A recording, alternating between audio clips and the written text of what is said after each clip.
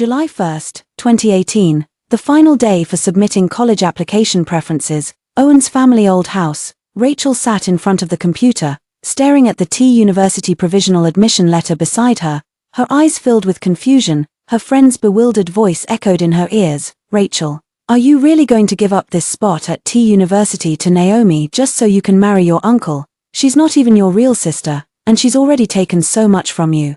Rachel's soul jolted awake violently. No, I won't allow it. However, I won't go to T University either. I'm going to National Defense University. Her confused gaze gradually grew resolute, and then she opened her computer, filled all her application choices with National Defense University, and clicked submit without hesitation. Seeing the submission's successful prompt, at this moment, Rachel finally felt the reality of her rebirth. She was reborn, in her past life. Rachel was the apple of the Lawrence family's eye, a veritable little princess, until the age of 12, when she was kidnapped by enemies, and the Lawrence family's butler, Naomi's father, was pushed into the sea by the criminals while trying to save her. Mr. Lawrence Mrs. Lawrence brought home their only daughter Naomi, saying she would now be their second daughter. From that moment on, everything changed. Whenever it came to Naomi, Rachel had to yield. At first, it was yielding a doll. Yielding a cup. Later, her parents demanded she yield clothes, her room, even her birthday celebration. In the end, they demanded she give up her guaranteed admission to T University for Naomi, and even had Rachel undergo minor cosmetic surgery to make her resemble Naomi by 80%. Rachel stubbornly refused to agree. Her uncle Neil then said that if she gave it up, he would marry her when she turned 20. In the end, emotion triumphed over reason. To marry Neil.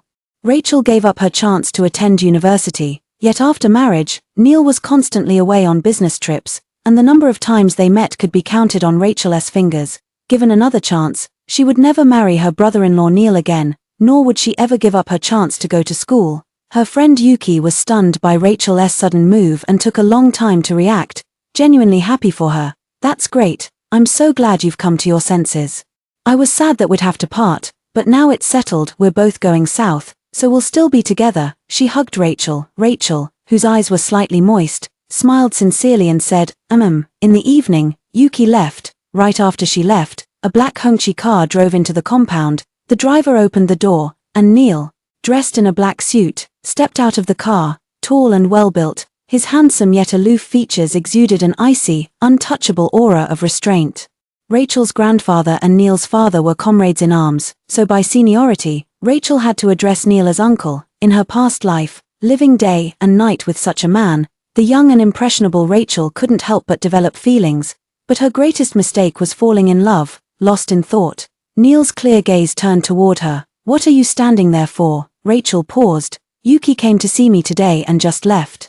Neil was about to say more when another person stepped out from the red flag car behind him, carrying over a dozen shopping bags of various sizes. Uncle, thank you for buying me so many things. It's Naomi. Rachel looked over and saw her holding LV, Coach, and even a Patek Philippe watch.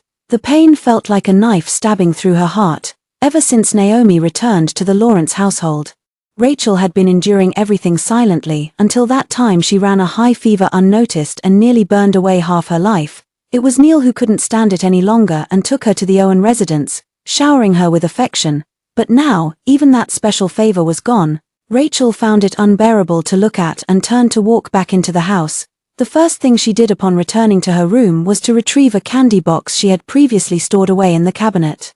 Lifting the lid revealed it filled with colorful origami cranes folded from candy wrappers. She loved sweets. In the past, whenever she cried, Neil would magically produce a candy from his pocket to feed her, coaxing her into happiness. Each time, she couldn't bear to eat them immediately, saving them until they were nearly expired before finally indulging. With each candy she ate, she folded the wrapper into a paper crane. What she treasured most was never those luxury items, but Neil's thoughtful gestures. She believed these paper cranes could prove Neil cared for her, that he liked her, but now it seemed it had all been her wishful thinking.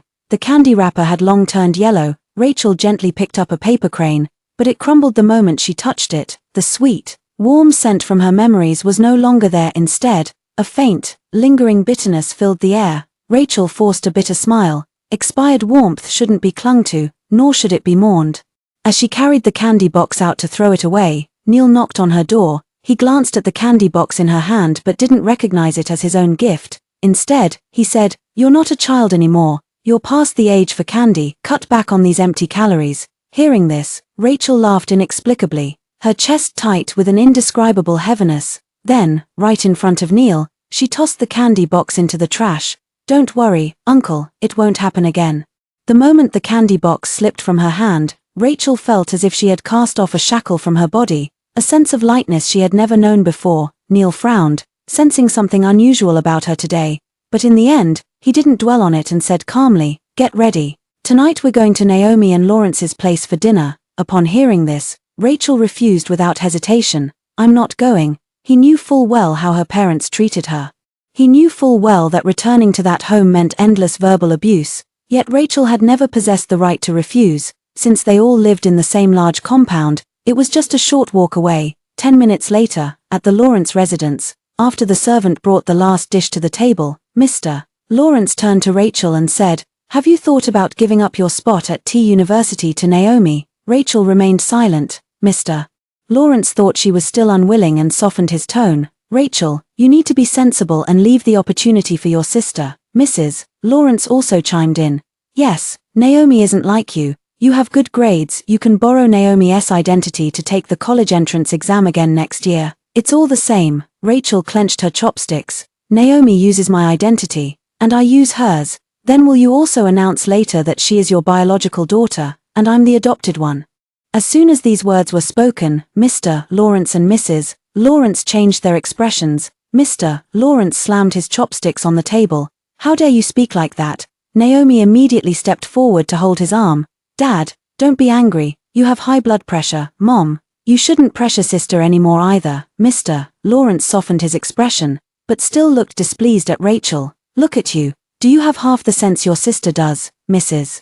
Lawrence also gently patted Naomi's head. "Silly child, even without blood ties you're still sisters. It's fine for her to give up the spot for you." Hearing this, Rachel could only feel the irony. She was the biological one. She was the Lawrence family's only real daughter. What nonsense about being sisters without blood ties. Which sister would ever think of taking everything from the other? Rachel lowered her eyes and fell silent again. Mr. Lawrence was about to lose his temper once more. At that moment, Neil glanced at Rachel and spoke calmly. "Rachel has already agreed to give the spot to Naomi. She'll take the college entrance exam again next year. I'll figure something out when the time comes. There's no need for Rachel to undergo minor cosmetic surgery, nor for them to swap identities." Indeed, in her previous life, Rachel had already agreed to Neil's terms. Now that she's been reborn, she's changed her mind, but she doesn't intend to tell anyone. The admission letter from the National Defense University will arrive in half a month. She plans to leave quietly without alerting anyone. Yet despite everything, a sharp pain still lingers in her heart. Swallowing the bitterness in her throat, Rachel nodded and lied without changing her expression. At these words, the tense atmosphere in the dining room finally eased. Naomi flashed a shrewd glint in her eyes, sweetly smiling. "Thank you, sis." Mrs. Lawrence also, for the first time since Naomi had come to the house, actively served Rachel a shrimp. "This was specially made for you by the chef on Mom's orders. Try it, it's still your favorite flavor, right?" Rachel couldn't suppress the sarcasm at the corner of her lips. "Mom, you misremembered, I'm allergic to seafood. The one who loves shrimp is Naomi." With that, she placed the shrimp into Naomi's bowl. The atmosphere in the room froze again for a moment. Mrs. Lawrence wore an expression of guilt and embarrassment, remaining frozen for several seconds before forcing a dry laugh to save face. "Oh dear, your mother must have remembered wrong. Have something else to eat." She said it with her mouth, but her hands moved the entire plate of shrimp right in front of Naomi. To be honest, after experiencing her past life, Rachel had already grown numb. They didn't care about her, so how could they remember what she liked to eat? She lowered her head to take a bite of rice when suddenly, Neil placed a piece of beef into her bowl. She froze for a moment, then looked up at him. Then he also gave Naomi a piece of beef. Rachel gave a self-deprecating smile. Indeed, what more was she expecting? His favor had long ceased to belong to her alone. She lost her appetite and put down her chopsticks. At that moment, a car horn sounded outside, followed by the guard shouting, "Grandpa Owen is back." Rachel's eyes lit up as she hurried out, just in time to see the spirited elderly man stepping out of the car, holding a bag in his hand. "Grandpa Owen, Rachel, come quick. I heard you did well on your exams. Grandpa brought you a gift." Rachel felt her eyes grow slightly moist. Just as she was about to step forward, two loud booms sounded, and fireworks blossomed one after another from the corner of the courtyard. The entire night sky brightened under the dazzling display of brilliant sparks. Everyone instinctively turned their gaze toward the night sky. Grandpa Owen nodded approvingly and patted Neil on the shoulder. "Well done, you read my mind. You remembered Rachel loves watching fireworks and prepared this gift to celebrate her." Neil glanced at Rachel, but then pulled Naomi forward. "Dad, Naomi will be leaving for T University in a month. These fireworks were specially prepared to celebrate Naomi." Grandpa Owen froze slightly, his gaze passing over Naomi before settling on Rachel with concern. Rachel remained smiling in place, though in truth, Grandpa Owen's concern made her nose sting with emotion. Grandpa Owen was the only person in this world who unconditionally supported and treated her well, regardless of right or wrong. Unfortunately, in her past life, she was so consumed by love that she failed his patriotic teachings. The fireworks ended in an eerie silence. Neil was the first to break the stalemate. "There's one more thing. Dad, I plan to be with Rachel." Knowing he was about to bring up marriage, Rachel immediately cut him off. "Grandpa Owen, you must be tired from the long journey, right? Go back and rest early. I'll come chat with you again tomorrow." Neil frowned and gave her a puzzled look. Grandpa Owen nodded. "That's my thoughtful Rachel. I'll head back then. Come find your grandpa tomorrow." Rachel agreed. After Grandpa Owen left, Neil pulled Rachel aside. "Why didn't you let me tell him we're getting married?" "Because we're not getting married." Rachel looked into his dark eyes and answered silently in her heart. After a moment of silence, she finally said, "Elderly people's blood pressure tends to rise in the evenings. If you suddenly tell him someone who's always called him grandpa is about to become his daughter-in-law, I'm afraid he might faint. Let's take it slow. We'll find another chance to talk about it." Neil pondered for a moment before nodding. "All right, but remember to bring it up soon. After all, we still have a wedding to plan." Before the words had fully faded, Naomi's shocked voice suddenly rang out from behind. "You're planning a wedding, you're getting married." Rachel had traded marrying Neil in exchange for giving T University's admission spot to Naomi, a fact that none of the others knew about yet. Seeing both remaining silent, their tacit agreement was evident. Naomi's expression instantly darkened. "Dad, Mom, Mr. Lawrence and Mrs. Lawrence hurried over in panic. "Naomi, what's wrong?" Naomi pointed at Rachel, clutching her chest as if struggling to breathe. Sister is going to marry Uncle." After uttering these words, her eyes rolled back and she fainted. Mr. Lawrence and Mrs. Lawrence stared at Rachel in shock, but before they could say anything, their attention was entirely consumed by the fainted Naomi. "Naomi, Naomi." Even the usually composed Neil immediately stepped forward, scooping Naomi up in his arms, and called to the driver, "Old Woo, bring the car over." Soon, the three of them took Naomi and left in the car. Only Rachel was left behind, standing in the dust kicked up by the departing vehicle. When facing Naomi, it seemed she stood no chance of winning. After standing dazed for a long time, she slowly walked back alone to Owen's house against the cold wind. Returning to her room, she absent-mindedly knocked over a box. Hundreds of letters spilled across the floor, each one addressed to Neil. From the moment Neil took her to Owen's house, Rachel gradually fell in love with this uncle who showed her the only kindness in her life. Back then, Neil was genuinely good to her. He remembered all her food preferences, what she liked and disliked. No matter how busy with work, he would drive her to and from school, staying by her side through every late-night study session. Once when she had a high fever, he had an important meeting at work. Upon hearing the news, he dropped everything and rushed back to stay by her side, staying awake the entire night. The moment she woke up and saw him, Rachel felt the pain of being neglected by her parents deeply soothed.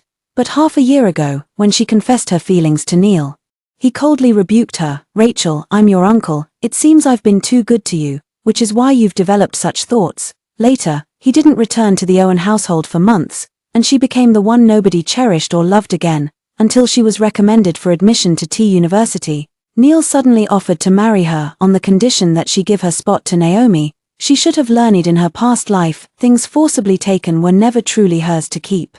Rachel lowered her head and slowly picked up love letter after love letter addressed to Neil. With a sharp tear, she shredded them all before tossing the pieces into the trash. She would personally sever all ties with him. "Uncle, in this lifetime, I will never again think of marrying you, nor will I pester you anymore." That night, Rachel slept restlessly. Early the next morning, the door was suddenly pounded heavily. The door swung open, and the usually elegant Mrs. Lawrence rushed in with a frantic expression, grabbing Rachel's hand. Rachel, you must cancel your wedding with Neil immediately. Naomi has fallen into depression because of this. If you marry him, you'll be killing her. It hit like a bucket of ice water. Rachel froze on the spot. What do you mean? How is marrying my uncle the same as killing Naomi? Mrs. Lawrence averted her gaze, her eyes flickering with unspoken embarrassment. Naomi, she also has feelings for Neil. She was already depressed from losing her father, and now with news of your marriage, her condition has worsened. Even if it's your mother begging you, don't go through with this wedding. Let Neil spend time with Naomi. Alright, Rachel felt utterly absurd. The accumulated grievances of years of neglect reaching their breaking point. Uncle isn't a psychologist, why should he be the one to comfort Naomi during her episodes? Ever since Naomi came into our family, I've been making concessions. Everything I have, if she wanted it, you all demanded I sacrifice it. Was giving up the University spot not enough? Now I must surrender my husband too. Mrs. Lawrence averted her eyes guiltily, yet insisted, Naomi's condition is truly severe. She's been self-harming. Mom promises you, once her health improves and she goes to University, we'll have Neil come back to marry you. Alright. Rachel felt as if another knife had been plunged into her heart. Though she no longer intended to marry Neil, at this moment, she simply couldn't bring herself to tell her mother. Before she could recover, another person burst through the door. It was her father. The towering man began scolding the moment he spoke. Rachel, can't you be more generous? We're family. Are you really trying to push Naomi to her death? Don't forget, you owe Naomi a life. Oh, always owe. Rachel stared fixedly at the two blood relatives, forcing her hand.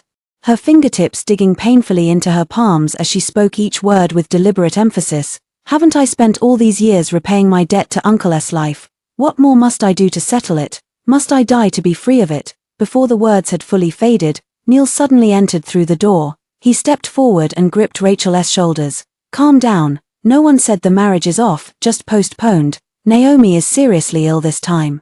You're her sister, how can you just watch her suffer? Even though she had already decided to let go of Neil, to leave in half a month, at this moment, Rachel still couldn't help but clench her fists tightly. She had been abandoned again, by everyone, including Neil, who had once been her only shelter. A pang of heartache left her struggling to breathe. After a long moment, Rachel finally released her grip and murmured desolately, Fine, I agree to postpone.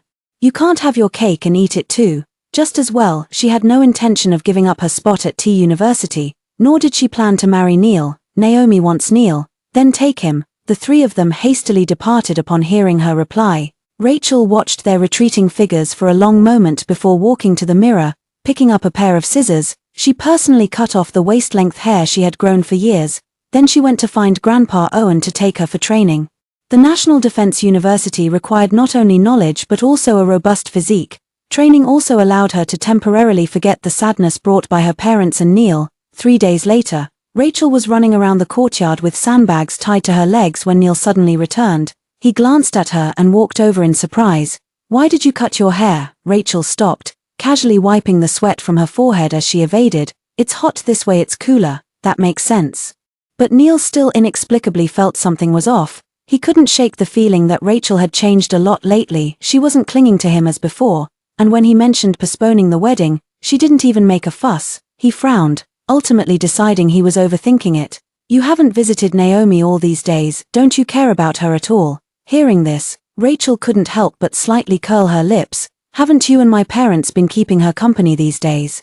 Do you still need me? Neil furrowed his brows even tighter. Just as he was about to say something more, his gaze fell upon a booklet placed on the stone table nearby. National Defense University Journal reading, National Defense University. Why are you reading about this school? Nothing. Just browsing. Rachel lied casually. Even when Neil took the book from her hands and stared at her with a scrutinizing gaze, her expression remained unchanged. Since when have you been interested in National Defense University? You've never been able to handle pain since childhood. Do you actually want to be a soldier? Even if you retake the college entrance exam next year, this university isn't suitable for you. With that, he placed the booklet back on the table. His phone rang, after listening to the voice on the other end. He turned to leave. I need to get back to the hospital. When you have time, remember to visit Naomi. Watching Neil's retreating figure, Rachel forced a bitter smile. After a long pause, she untied the sandbag, said goodbye to Grandpa Owen, and headed to the hospital. Didn't they want her to go see? Well then, She would go see. Half an hour later, at the hospital. Soon, Rachel found Naomi's hospital room, through the glass window. Rachel saw her biological mother lovingly peeling an apple for Naomi. Meanwhile, Neil was accompanying Naomi reading a book, The Plum in the Golden Vase. So Neil reads this kind of book too. Naomi was still pretending not to understand. Uncle, what does this mean? Rachel suppressed her discomfort and pushed the door open to enter. Upon seeing her, Naomi immediately changed her expression, hugged Neil with teary eyes, and pleaded, Sister, won't you give Uncle to me? I didn't confess my feelings before because of calling you Uncle, but if even you can marry him, then why can't I? Rachel remained silent, her gaze quietly sweeping across the faces of the people in the hospital room. No one stopped Naomi. She already stole the spot at T University, and now she's trying to steal a man too. Yet no one thought she was wrong. Rachel twitched the corner of her mouth. Marrying Uncle was what I got in exchange for the T University spot. If you want to marry him, then give the T University spot back to me. You can't have your cake and eat it too, right? Naomi turned pale, tears immediately falling. Mrs. Lawrence immediately stood up to defend her. Rachel, how could you speak to your sister like that? Besides, the spot's already been given to Naomi. Even if it were returned to you, you couldn't change anything now. Neil comfortingly patted Naomi on the shoulder before standing up and pulling Rachel out of the hospital room. I asked you to come see Naomi, not to aggravate her illness. Rachel suddenly found herself recalling the day of her death in her previous life. Back then, she was already gravely ill, yet she still dragged her sick body to cook a whole table of Neil's favorite dishes because that day was Neil's birthday. Back then, when she first arrived at the Owen household, she was sensitive and uneasy. The other children in the compound mocked her, saying she was abandoned by her parents, a pitiful creature unloved by anyone. She hid and cried, until Neil comforted her, begging her to organize his birthday party for him. He told her he needed her, that she was useful, and most certainly not unloved. Every year on his birthday after that, she would wait and hope, preparing different surprises for him, until the day she died. Rachel took a deep breath. Uncle, do you remember why you brought me to the Owen family?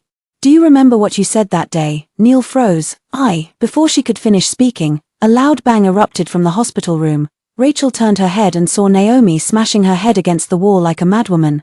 Bang, bang. Naomi slammed her head against the wall twice in succession, the violent impacts sending blood streaming down her face. Through the door, she wept with heart-wrenching agony. Sister, please give him to me. Won't you let me have your brother-in-law? Naomi, don't be like this. It breaks my heart to see you this way. Naomi, calm down. We'll give you whatever you want. Just stop. Doctor, in the hospital room, Mr. Lawrence. Mrs. Lawrence finally stopped pretending to be dead, anxiously crowding around Naomi. Rachel watched, her numb heart being brutally wounded once more. Meanwhile, Neil unhesitatingly released her hand, tossing back only these words, no matter what, I won't go back on my promise to marry you. Just stop provoking Naomi. Then he rushed through the door. In this battle, Rachel had lost completely yet again. But fortunately, she no longer cared. Her life would triumph elsewhere. Rachel silently turned and left. Returning home, she took advantage of Neil's absence to gradually pack up clothes, books, and other necessities for university. In just 3 days, the once crowded bedroom stood empty. All these years, Neil, the things he gave her were placed in another box, everything related to Neil. She had no intention of taking with her. They would remain in this room, leaving it up to Neil to decide what to do with them later. 3 more days passed, with only 4 days left until departure. Morning. Rachel had just woken up when she received a call from her school teacher. Your college admission letter has arrived. Come pick it up. Just when she didn't feel like going out, Neil returned. Seeing her walking out with a backpack, he couldn't help but call out to her. Where are you going?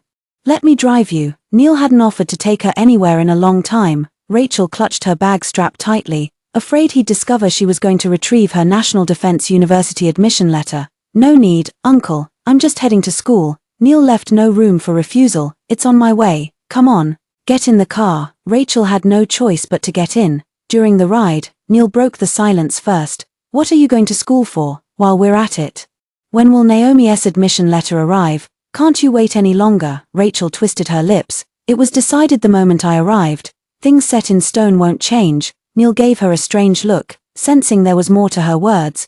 But Rachel stopped the driver. Just drop me off here. The road ahead isn't convenient. I'll walk the rest myself. With that, without waiting for Neil to respond, she hurriedly got out of the car. The red flag sedan sped away. leaving the heat waves on the road trembling in its wake. She withdrew her gaze and walked under the blazing sun to the school, where she solemnly received the admission letter from the teacher. At last, she would finally be able to leave. Walking home, she felt cheerful the whole way, as if a weight had been lifted from her shoulders. Returning to the courtyard house, she saw Mrs. Lawrence waiting at the door of Owen's house. Rachel stopped. She wasn't foolish enough to think her mother was there out of concern. "Mom, what's the matter?" Mrs. Lawrence spoke awkwardly. "You've seen it yourself. Naomi truly likes Neil. Just let her have him." As expected, Rachel was unsurprising. She let out a mocking laugh. "Mom, do you remember that before I turned 15, I was your most beloved daughter?" Mrs. Lawrence remained silent. Rachel suddenly felt it was utterly pointless. No matter how much she said, it would make no difference. "Better not say more. Don't worry, I'll do as you wish. Everything Naomi wants from me will soon be hers." Mrs. Lawrence froze momentarily. "What do you mean by that?" "Nothing." Rachel clutched her bag tightly and fled back to her room. Through the glass window, she watched her mother's retreating figure, ultimately unable to stop herself from whispering through tear-reddened eyes, "If I had a choice, I wouldn't want to be Rachel at all." 2 more days, and Rachel would be leaving. No matter what, she still wanted to have a proper farewell with Neil. She went to the hospital and stopped Neil when he came out to fetch water for Naomi. "Uncle, tomorrow is your birthday. Will you come back to have dinner with me?" Just like before, only the 2 of us. However, Neil hadn't even answered when they heard Naomi speak from the hospital room. "Mom, will my sister come to Uncle's and my wedding?"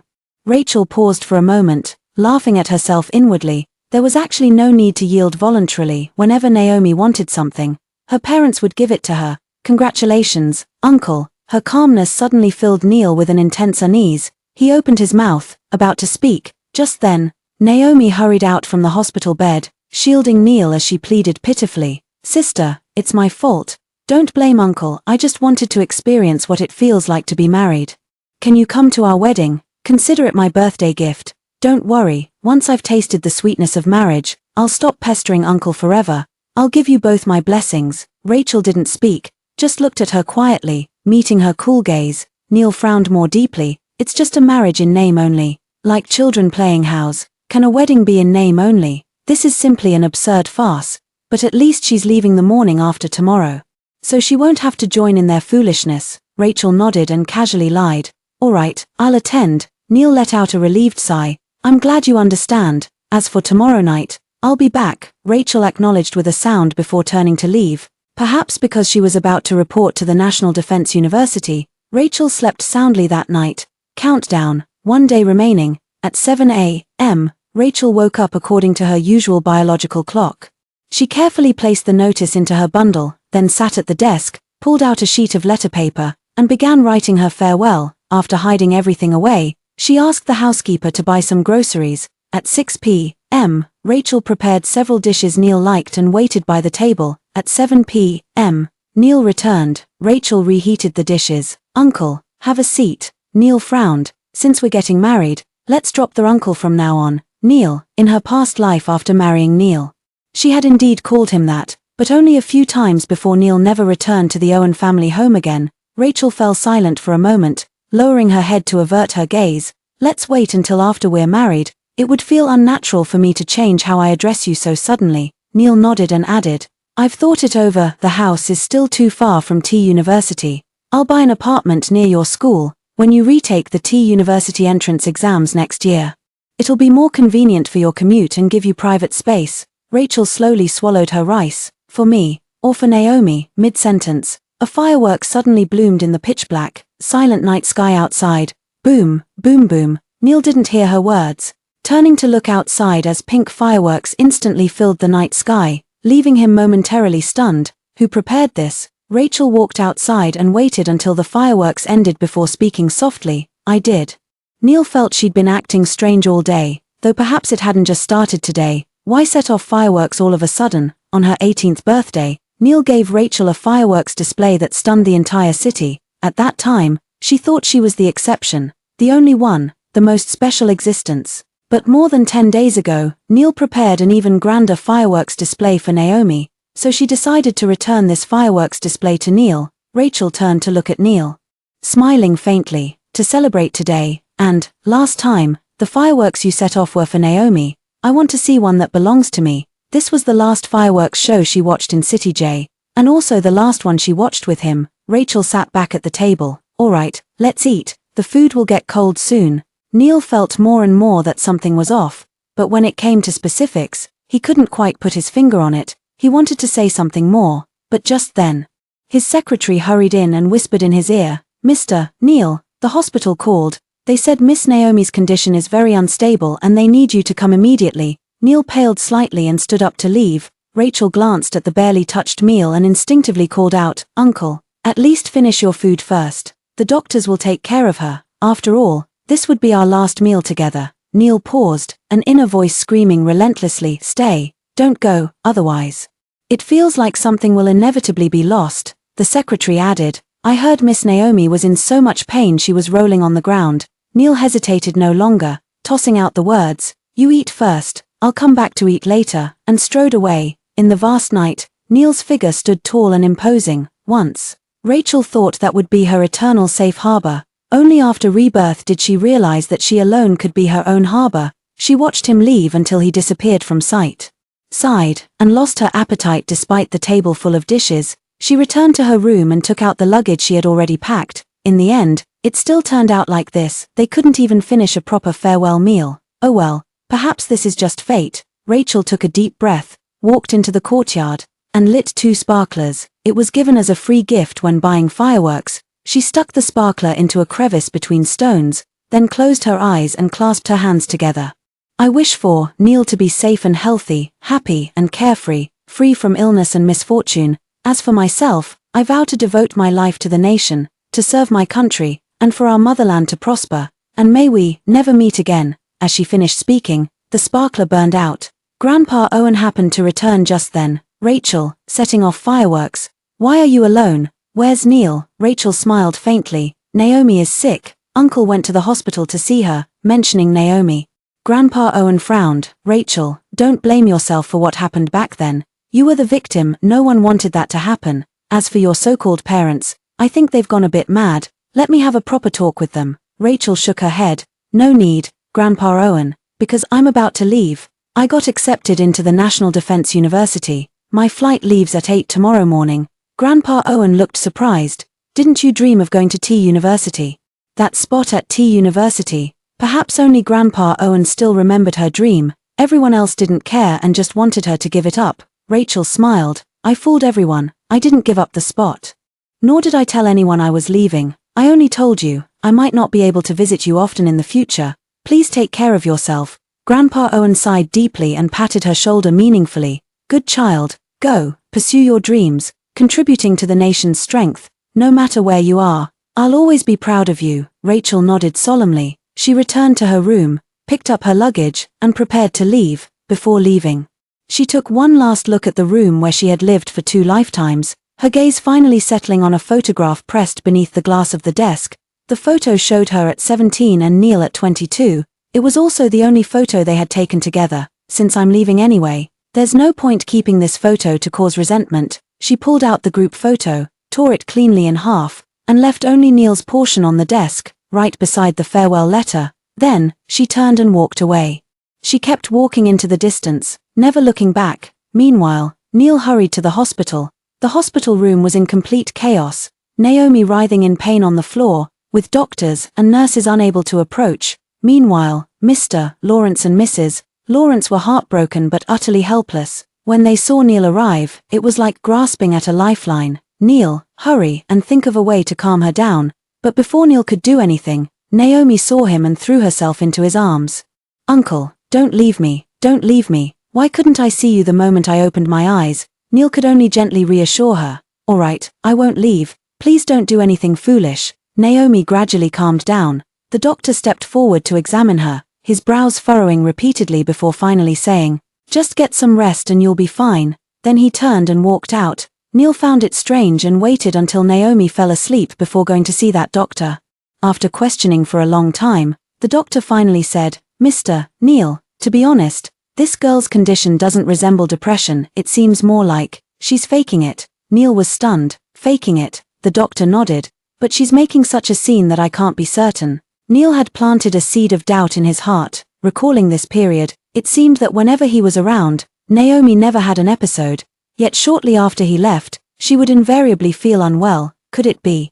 There's really something fishy going on, but who would feign illness to harm themselves? Neil was deeply troubled. In fact, ever since leaving the courtyard house, he had felt uneasy. Rachel's final glance had left him flustered. He turned to leave the hospital, only to be stopped by Mrs. Lawrence. Neil, you can't go now. If you leave, Naomi will throw another tantrum when she wakes up and doesn't see you. Neil frowned deeply.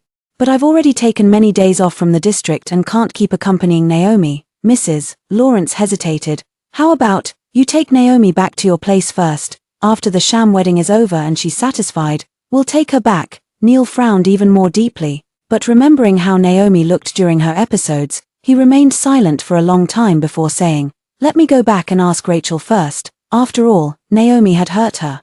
And forcing them to live under the same roof would be unfair to Rachel. I'm heading back first. Neil quickly left the hospital, returning to Owen's house. The moment he saw the lights off inside, Neil felt a surge of unease rise from his feet straight to his heart. A deliberately ignored string suddenly snapped. He quickly went upstairs and pushed open the door. Rachel's bedroom was already empty. On the desk lay only a torn photograph and a farewell letter. The letter bore just 2 lines. Grandpa Owen, I got accepted into the National Defense University. I'm going to serve our country now. Neil, goodbye. Neil's inner unease reached its peak at this moment. He looked down at the torn photograph on the table, and a thought suddenly flashed through his mind. Rachel doesn't want him anymore. Her words about no longer clinging weren't a tactical retreat, nor an affected pose. She truly meant to sever all ties, leaving him completely behind. Grandpa Owen approached from behind him, his aged eyes also dimming with sorrow. Rachel is gone. She's not coming back. Neil stiffened all over. Why? Grandpa Owen glanced at him. Why? Do you remember why you brought Rachel back in the first place? Neil remembered. It was because Naomi's arrival had subjected her to endless neglect and cold treatment. He couldn't stand how the Lawrence couple treated their own daughter, so he took her back to be good to Rachel. Grandpa Owen continued. Think again about how you've treated Rachel during this time.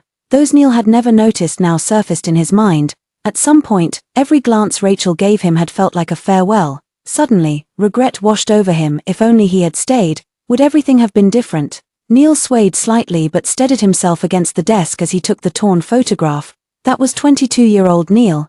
Beside him stood Rachel's Neil, not him, the Neil who'd been torn away and left behind. Neil suddenly felt an intense pang of heartache. I have my reasons. Rachel called him uncle. How could she possibly like him? If people in the compound found out, what kind of gossip would they spread about her? He avoided her, wanting her to calm down a bit. After all, she was about to take the college entrance exams. He thought he would make things clear with her after the college entrance exams were over. But when the exams ended, he still didn't know what to say, so he kept putting it off.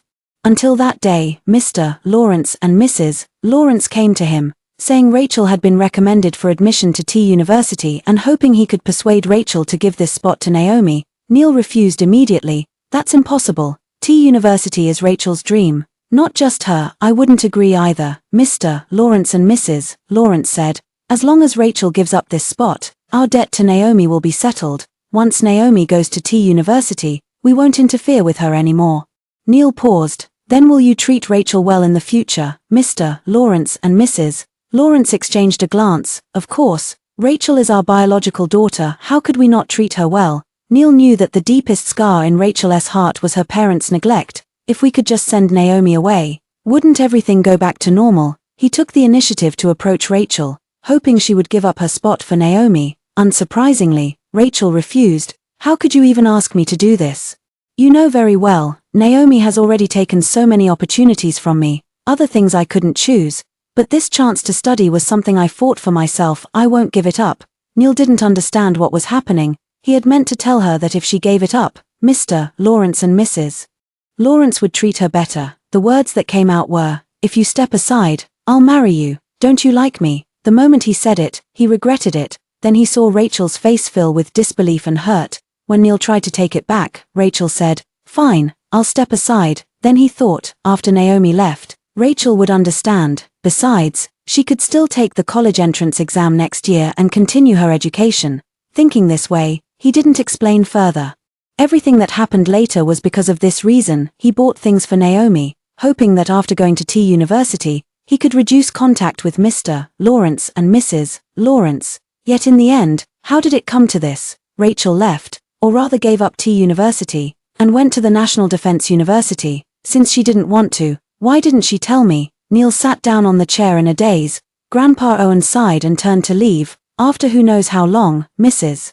Lawrence came knocking at the door. Neil only then realized he had been sitting in this room for a full day and night. Neil, go check on Naomi quickly. She hasn't seen you for days and is going crazy now. Neil blinked his lifeless eyes slowly. If she's having an episode, go find a doctor. I'm no doctor, I can't cure illnesses. Mrs. Lawrence looked stunned. What are you saying? Neil slowly stood up. No matter what happens to Naomi, I won't interfere anymore. Rachel left, she's gone to school. The spot at T University can't be transferred anymore, and I won't indulge your nonsense any longer. Hearing this, Mrs. Lawrence jolted violently. What did you say? Rachel went to school. The admission letter from T University isn't supposed to arrive for another half a month. Neil smiled strangely. She didn't go to T University. Because of all of us, she personally gave up on her dreams. Neil had never regretted anything so much before. He stepped past Mrs. Lawrence and walked out, but before he could take 2 steps, Mrs. Lawrence caught up and grabbed him. Where has Rachel gone? She promised to give the T University spot to Naomi. How could she go back on her word? I'm going to bring her back. Tell me where she is. Neil frowned deeply. You don't care at all about Rachel's safety. Where she went alone, whether she might be in danger, you don't care. Your first thought was actually about that spot. You don't really care about Rachel at all. It's all for Naomi, isn't it? Mrs. Lawrence was stunned and took a long time to respond. Of course I care. Neil wouldn't believe another word of it. How could he be so foolish to actually believe that couple's words and hurt Rachel? Mrs. Lawrence still wouldn't give up. Even without this opportunity, you should go see Naomi. Her illness is so severe. Neil cut her off. Naomi's illness is completely fake. He finally understood everything Naomi did was just to take what belonged to Rachel. Mrs. Lawrence didn't believe it. How could this be possible? Neil took Mrs. Lawrence to the hospital. Since there was no prior notice, Naomi was quiet when they arrived at the ward. Standing outside the ward, Neil noticed Naomi was writing a diary. He pushed the door open and walked in. Naomi immediately flustered and hid her diary, then wore an expression of long-endured pain. Uncle, why did you take so long? Do you not want me anymore? Neil frowned slightly. He had originally come to expose her, but now, he felt that diary contained far more than he'd thought. He paused. Something came up.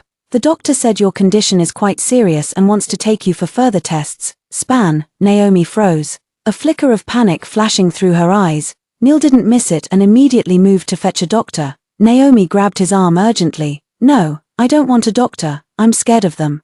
Neil yanked the diary from beneath her pillow and flipped it open. At this moment, Naomi changed her expression. No, give it back to me. Neil dodged her and read out the first sentence. February 29th, not long after the spring festival, I've made a bold decision to kill my own father. I added sleeping pills to the calming pills Dad usually takes. If an accident happens, no one will be able to tell. Without a doubt, my father will die, and without a doubt, I will be adopted by another family. I hope it's the Owen family, wealthy and powerful, the best choice. Mr. Lawrence and Mrs. Lawrence stood frozen at the hospital room door. Naomi's face instantly turned deathly pale. Neil's expression darkened as he continued reading. March 18th. I never expected my father would die saving Rachel. The Lawrence family wants to adopt me. The Lawrence family has good conditions and maintains close ties with the Owen family, so I can accept it. First, I need to eliminate Rachel. With her around, love gets divided, and I refuse to share. Neil finished reading the contents, and Mrs. Lawrence immediately slapped Naomi across the face. Mrs. Lawrence broke down instantly. Naomi, how could you be such a wicked child? You actually killed your own father. Neil quickly flipped through the remaining pages. And that's not all. She also framed Rachel in various ways, like deliberately making herself allergic and blaming it on Rachel, or pretending to be sick to force Rachel to give up her room. Mrs. Lawrence then grabbed Naomi by the hair and slapped her several more times. How could you betray the kindness our Lawrence family has shown you? How could you betray Naomi's father? Naomi's face was swollen from the slap. She spat a mouthful of bloody saliva at Mrs. Lawrence and laughed hysterically. I just wanted a better life. What's wrong with that? In the end, it's you who didn't trust your own daughter. Just one step away, Just one more step and I would have gotten both the T University spot and Neil, Mr. Lawrence and Mrs. Lawrence were filled with rage, while Neil stared at her coldly. Starting today, no one will care whether you live or die. A few days later, City J, nighttime, after finishing a day's work. Neil sat in his office with an icy aura that kept others at bay. He picked up the phone and uttered a low hello. The response came immediately. Mr. Neil, we've located Miss Rachel. She did enroll at the National Defense University, majoring in weapon systems and ammunition engineering. All right, I understand. Hanging up the phone, Neil clenched his fist. Rachel, I've finally found you. National Defense University. The morning sunlight bathed the solemn teaching buildings, filling the campus with an atmosphere that was both serious and vibrant. Today is new student registration day, and vibrant banners hang throughout the campus. At the center of the Welcome Plaza stands the new student registration desk. Rachel dragged her luggage through a sea of military green figures before finally spotting the banner for the Weapon Systems and Ammunition Engineering program. Her heart leapt with joy as she quickened her pace toward it. The senior students in charge of reception stood tall and straight, shining brightly in the sunlight. Rachel took a deep breath and walked up to the senior student at the reception, introducing herself. Hello, senior. I'm a freshman in Weapon Systems and Ammunition Engineering, Rachel. Upon seeing Rachel, the senior student's eyes lit up, and she smiled warmly as she grasped both of Rachel's hands. Welcome to National Defense University. I'm your senior, a junior. Feel free to reach out if you have any questions in the future. Her tone was warm yet dignified, instantly making one feel at ease. Registration, check-in, dormitory arrangements. By the time all these were done, it was already afternoon. There are 4 people in the dormitory in total, besides Rachel and another girl. 2 freshmen haven't arrived yet. The girl on the opposite bunk had 2 braids and a doll-like face, appearing extremely introverted and uncomfortable. Several times, she fidgeted nervously as if wanting to leave the dorm, but each time she reached the door, she turned back dejectedly. After pacing back and forth a few times, she finally lowered her head and slumped onto the desk. After tidying up her things, Rachel sat on the chair and took out a box of white rabbit milk candies from her bag. She had bought this on the way specifically for this. Once, when arriving in an unfamiliar environment, she needed others to help her adjust. Now, she could not only face it alone but also help others. Rachel flashed a smile and took out 2 candies, spreading them open before the girl in the opposite bed. Hello classmate, my name is Rachel. I'm Susan. The girl was visibly startled, stammering as she spoke, seeing the candy before her. A blush quickly spread across her simple, round doll-like face. She waved her hands as if wanting to refuse, but in her nervousness, couldn't even get the words of refusal out.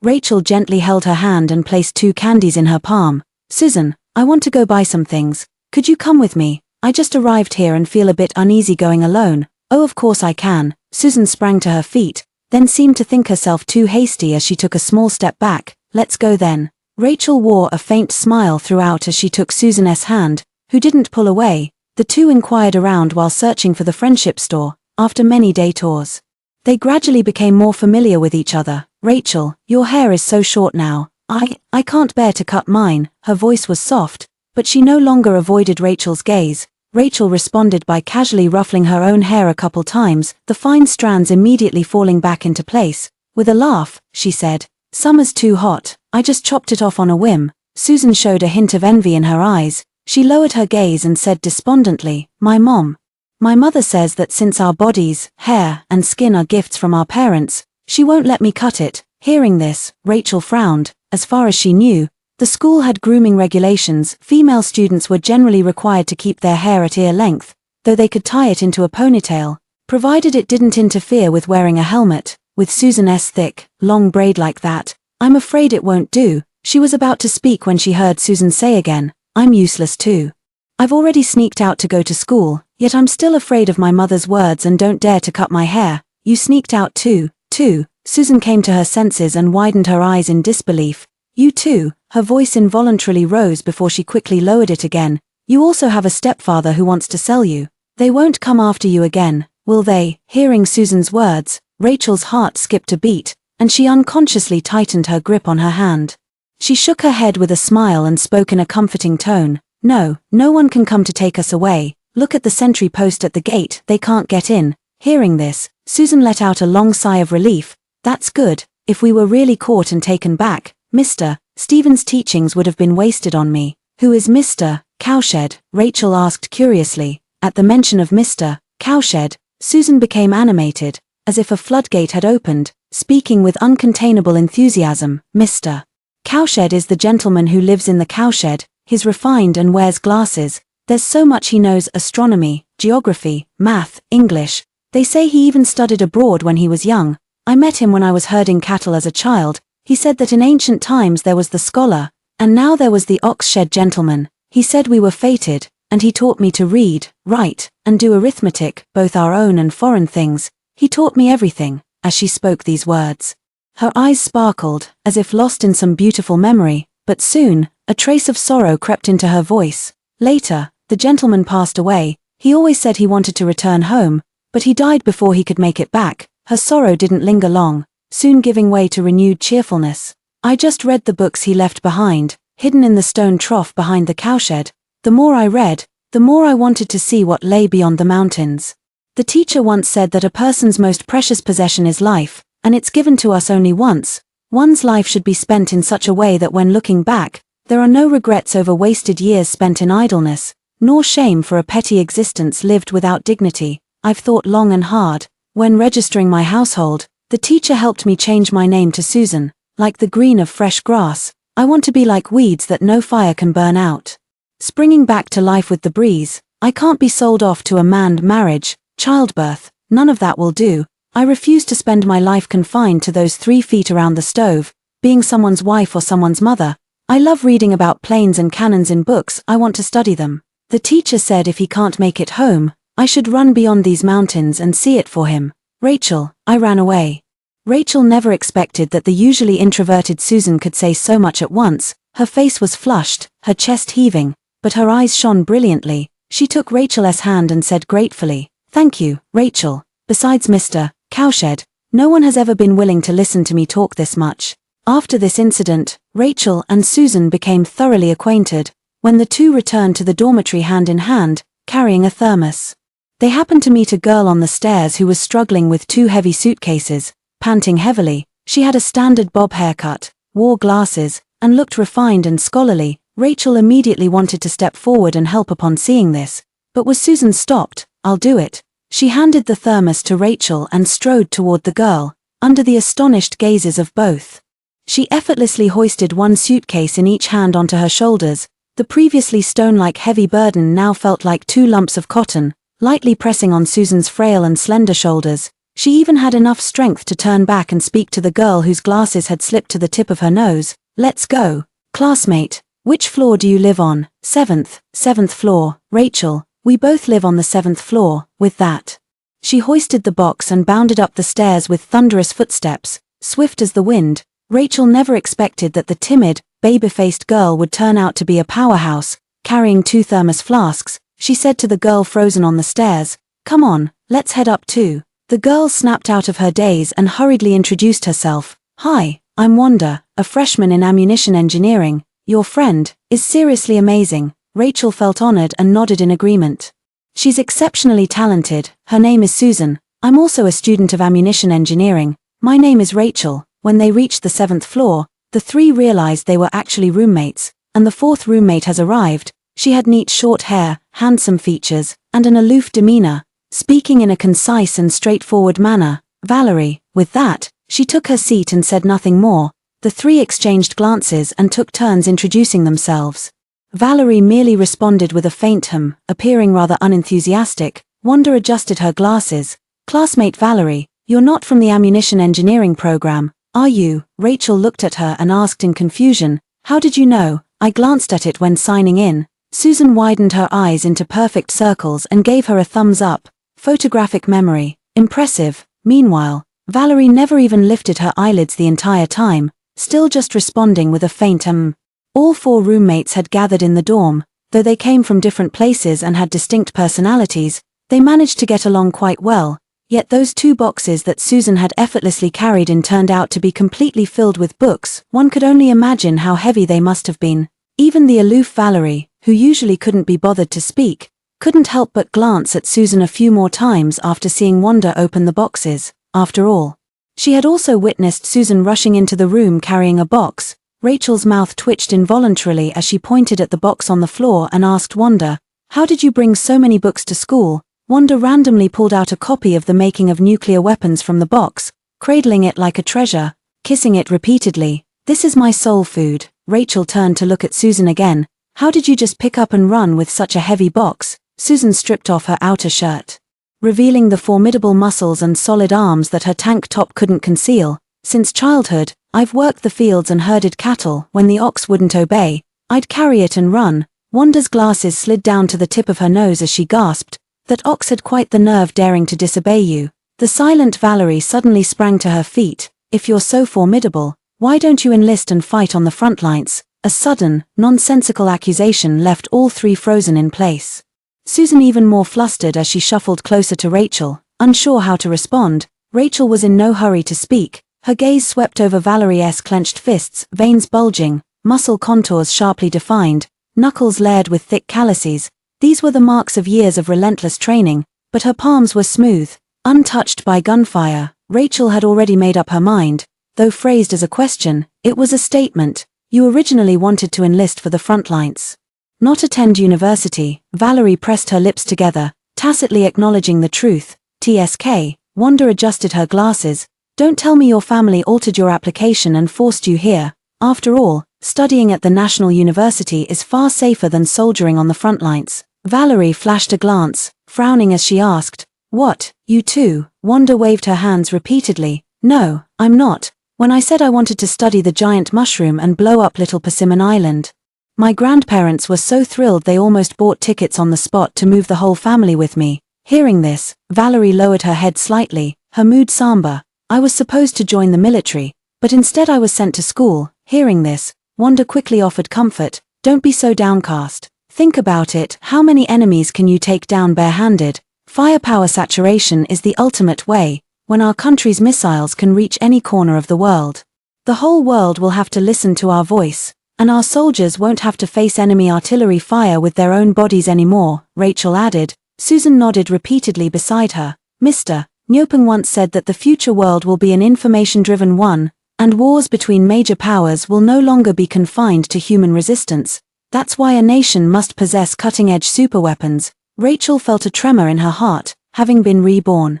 She knew everything they said was true, but had it been before her rebirth, she would never have possessed such insight. No wonder she had failed so miserably in her past life. She smiled self-deprecatingly, but the light of faith quickly rose again in her eyes.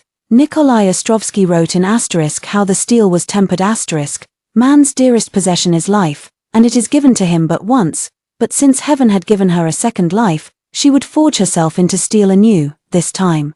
No one could stand in her way." What a pity that a visionary scholar like Mr. Nyopeng, with his far-sighted and progressive thinking, met such a fate. Falling just before dawn remains his eternal regret. But one day when the spring breeze sweeps across, Susan will change this world in his stead. The four girls gradually became acquainted as military training began. On just the first night, Susan came back in tears. Wanda followed beside her, somewhat at a loss, while Rachel only pressed her lips together in silence, saying nothing. Valerie wasn't in the same major as them. After finishing her wash, she came in, took in the scene, and without minding her dripping hair, walked over and asked with a frown, "What's wrong with Susan?" Wanda's glasses reflected a cold glint. Susan's braid was too long to wear a helmet, but the instructor's words were truly too harsh. Susan merely explained a couple of sentences. Yet he punished Susan to stand under the sun all afternoon. Susan sobbed as she raised her head. "It's my fault. I couldn't bear to cut my braid. But she paused, rubbing the hem of her clothes with both hands, as if steeling herself for some resolution. She slowly reached out her hand, grasping the nearby Rachel.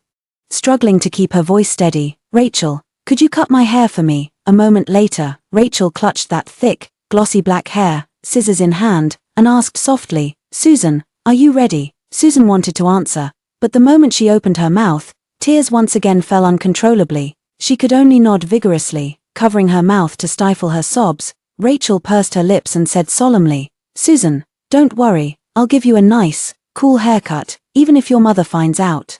She won't blame you." Hearing this, Susan burst into loud wails. "Go ahead and cut it. My ma can't see anymore. She's dead. She knew I couldn't escape while she was alive, so she hanged herself with a rope one night. Rachel suddenly jerked the scissors in her hand, leaving a bloody scratch on her knuckles. She wiped it away hastily, then turned to brush the tears from the corner of her eye. Wanda's glasses were blurred with tears. Valerie's eyes also reddened. Rachel took a deep breath and steadied her scissor-holding hand. Steadying her composure, she spoke. "Susan, what you've cut away isn't just hair, it's shackles and the past. Mountains can't confine you, wildfires can't consume you, and the sufferings of this world cannot defeat you." Snip, snip, snip. The severed long hair was Rachel clutched tightly in her palm. Wanda braided it into a plait. Valerie tied it with Susan's usual hairband. Susan held it and gazed for a long time.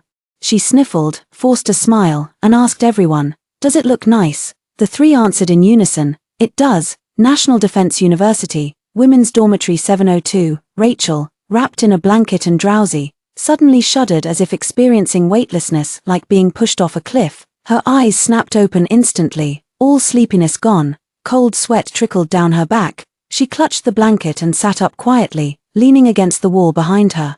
Neil's face involuntarily surfaced in her mind. She shook her head, trying to shake off those images.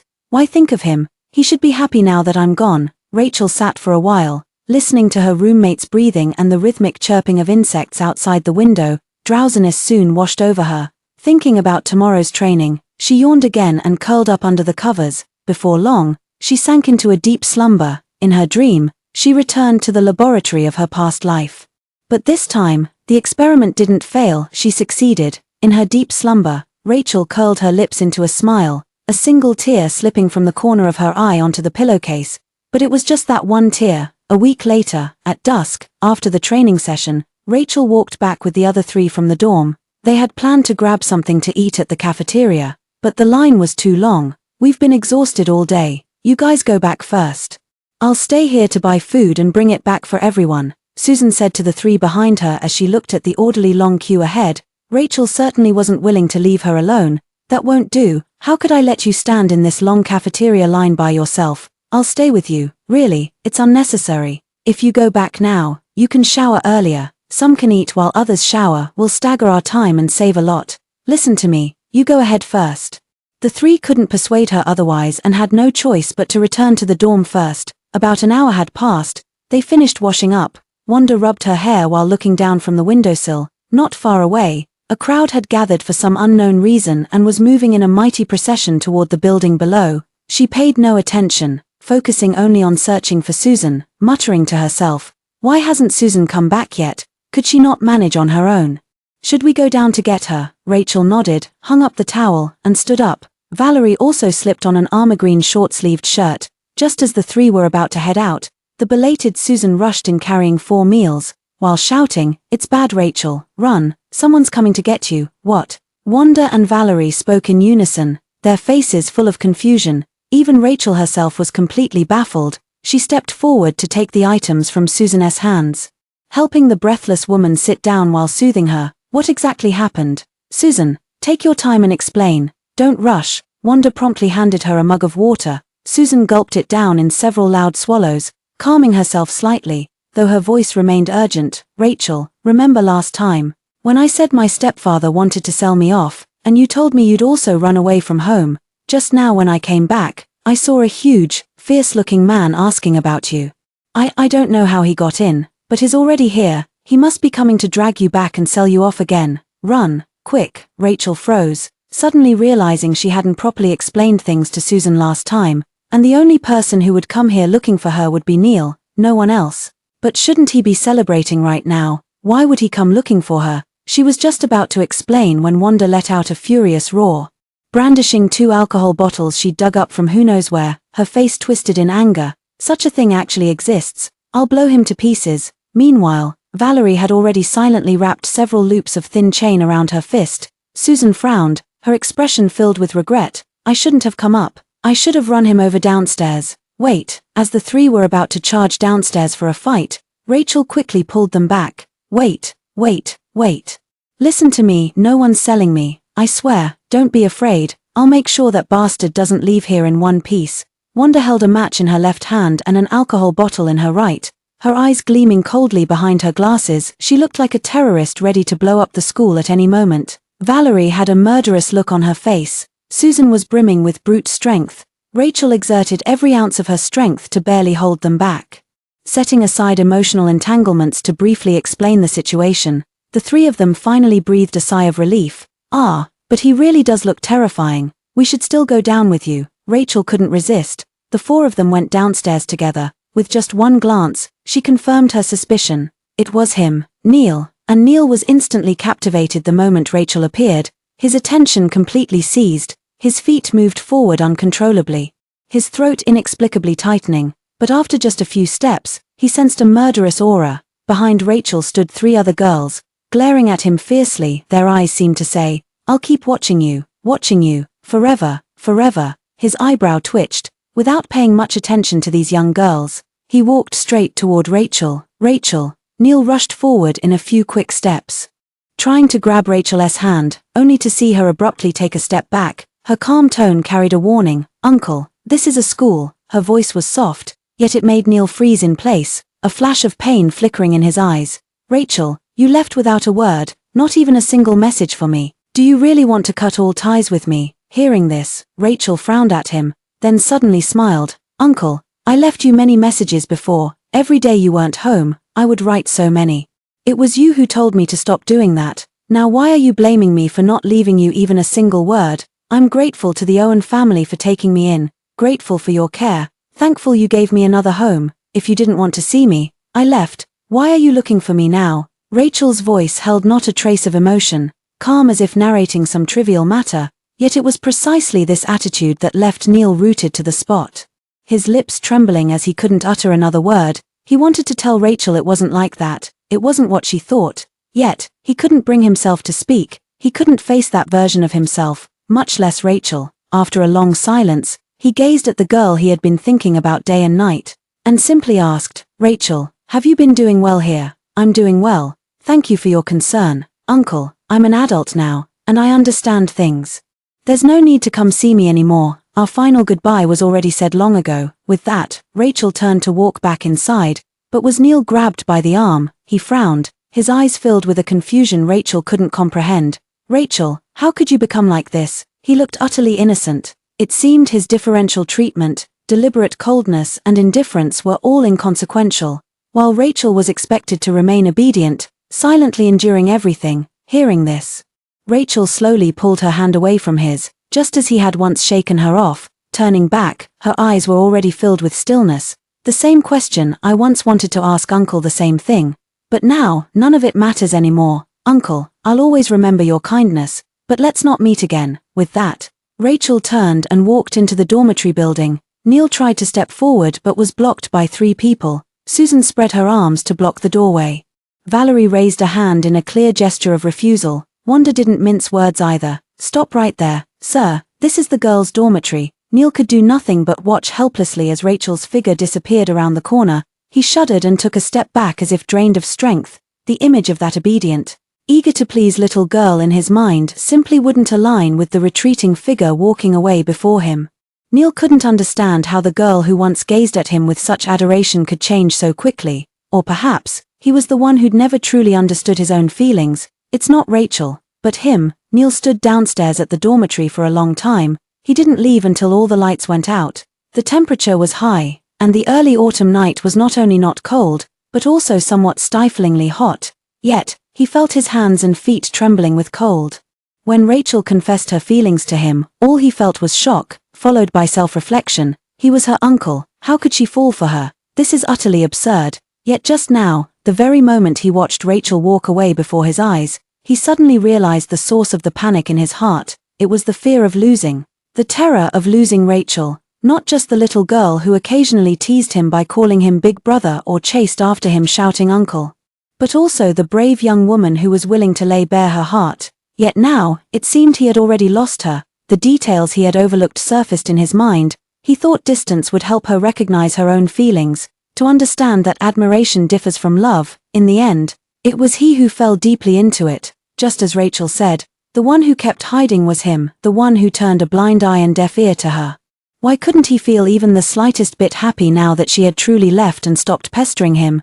The answer was on the tip of his tongue, yet he refused to face it. He refused to face Rachel, the one who had stirred his heart when she confessed her feelings. A long time passed. Neil halted in his tracks, gazing at the pitch-black night sky as a bitter laugh escaped his lips. On the other side, in the girls' dormitory room 702, the lights were already off, only the faintest.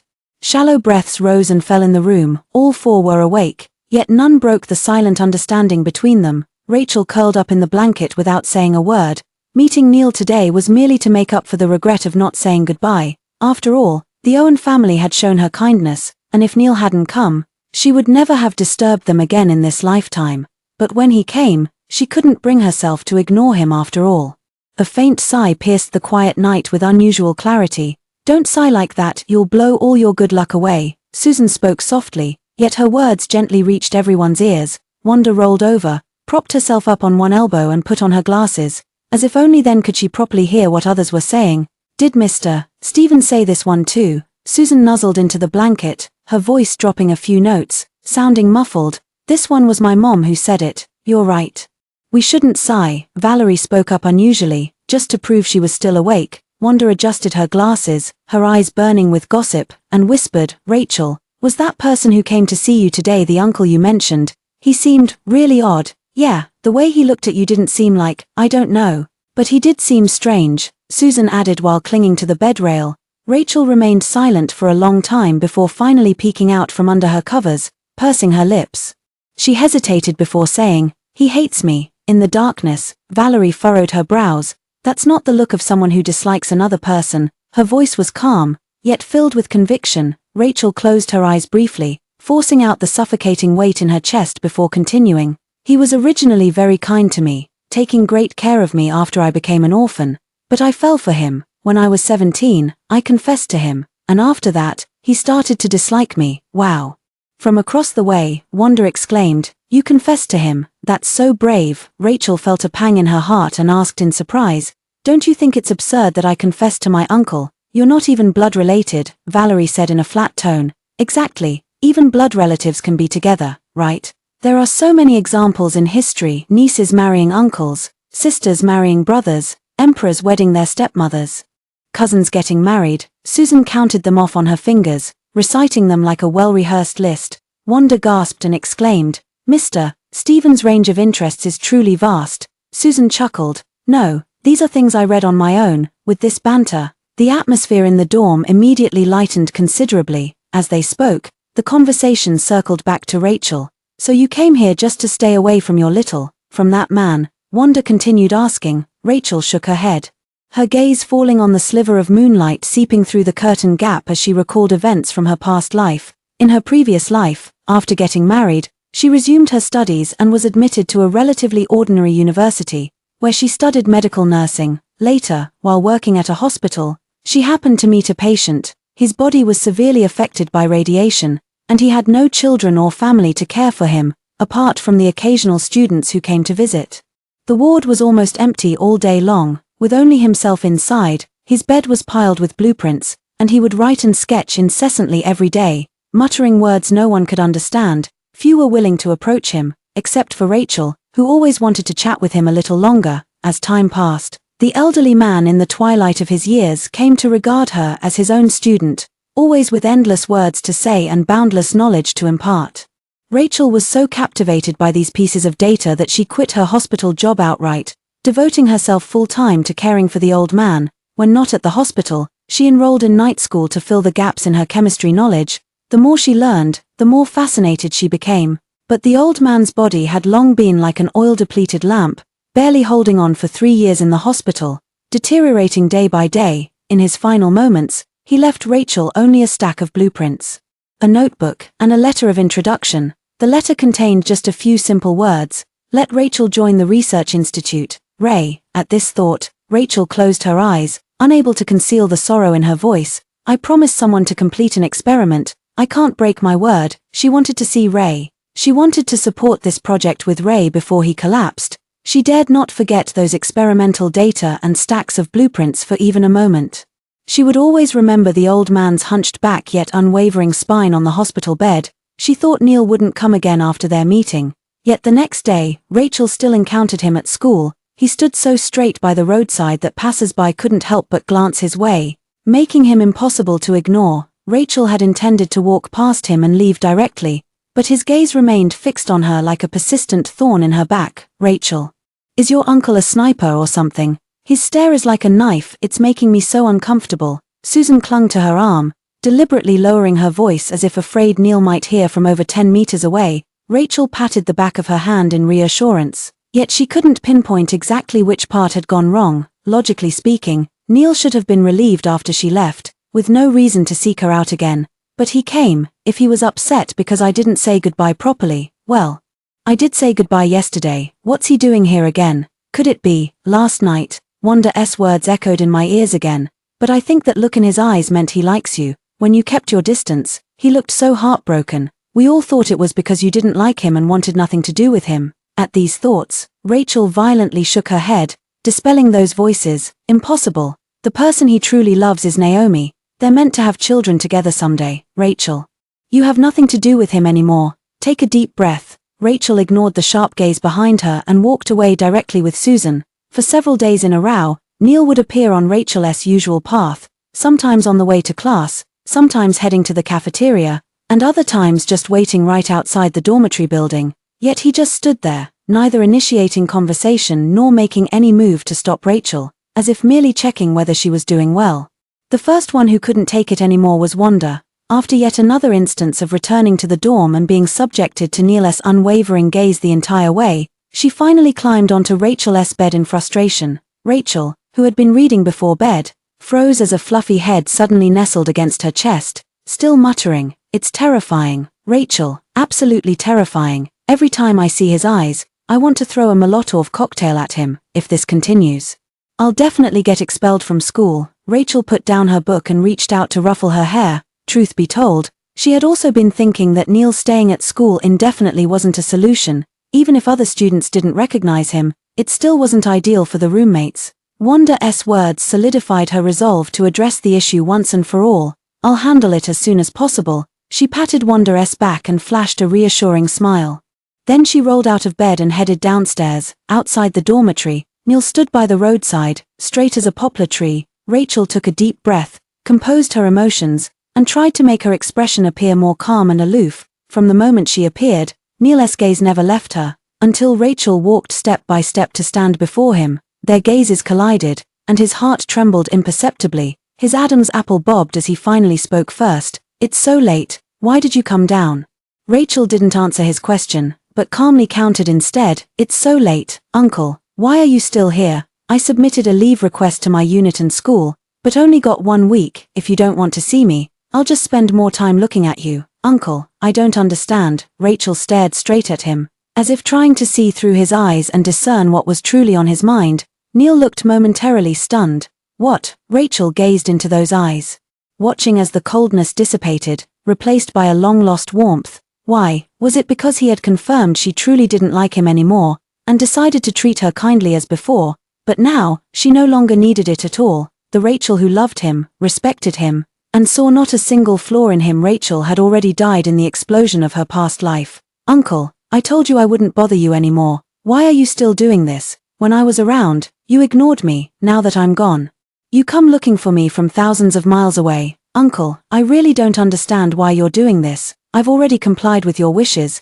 Why must you go this far?" Her gaze was calm and composed, as if she had become a different person. It made Neil feel utterly unfamiliar. "Rachel, you never used to say things like this." Rachel suddenly found it somewhat amusing, her gaze towards Neil carrying a trace of confusion and bewilderment. "Uncle, you never used to abandon me for others, never deliberately ignored me in front of other people, and certainly never forced me to eat things I couldn't handle. So, which before are you referring to? Was it before you deliberately hurt me to push me away, or before I never gave up and kept chasing after you, Uncle?" "That was before, just before. Everything is in the past now. I have my life, and you have yours. We won't be together forever." At this very moment, Neil finally realized there should have been a better way to handle this relationship, yet he chose the worst possible approach. He opened his mouth but didn't dare meet Rachel's eyes. "Rachel, I'm sorry. It's all right, I forgive you." Rachel's response was extraordinarily magnanimous. Neil's eyes flashed with a glimmer of joy as he lifted his head in disbelief. Then, Rachel's next sentence plunged him back into hell. "Please also forgive my immature persistence before. I won't appear again in the future, and you needn't think of me anymore." I'll bless you and Naomi with a harmonious marriage and the joy of children. Uncle, let's not see each other anymore." With that, Rachel turned to leave, but Neil grabbed her and pulled her tightly into his arms. "No, Rachel.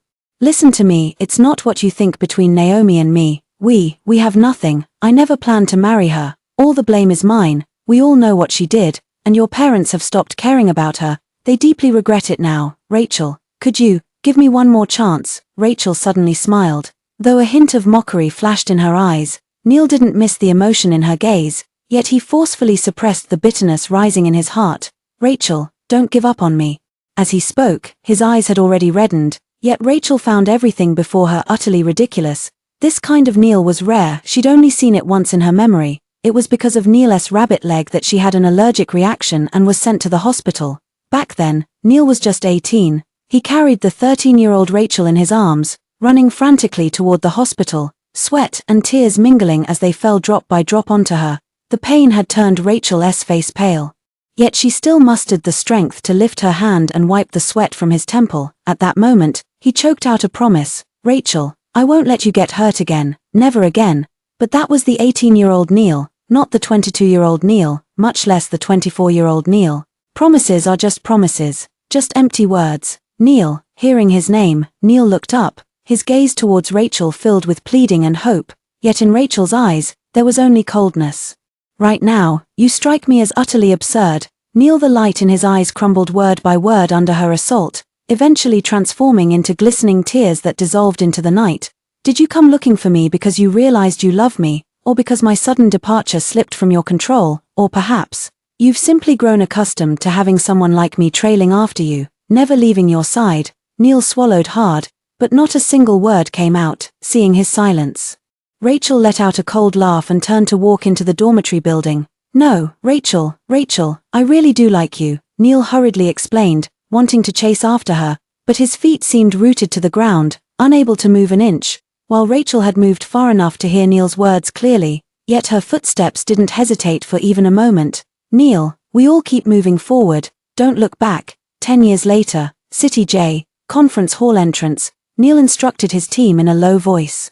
"Get into position, make sure there are no disturbances. This press conference must go flawlessly." 10 years had honed his appearance into one of mature resolve, his commanding presence impossible to ignore. The walkie-talkie responded, "Copy that, every door has someone guarding it." In the solemn and dignified conference room, on the rostrum, a meticulously prepared podium stood, flanked by national flags on either side.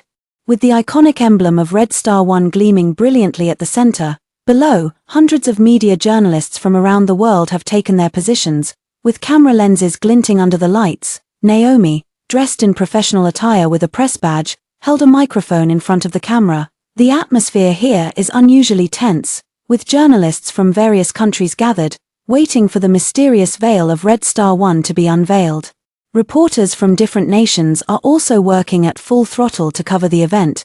This is not just a press conference, it's a historic moment that may redraw the global security landscape. "I just received intelligence that the technological breakthrough potentially involved in Red Star 1 could have profound implications for future military balance," the TV director shouted into his headset. 3 minutes to air, all cameras confirm, we're bringing this moment to the nation.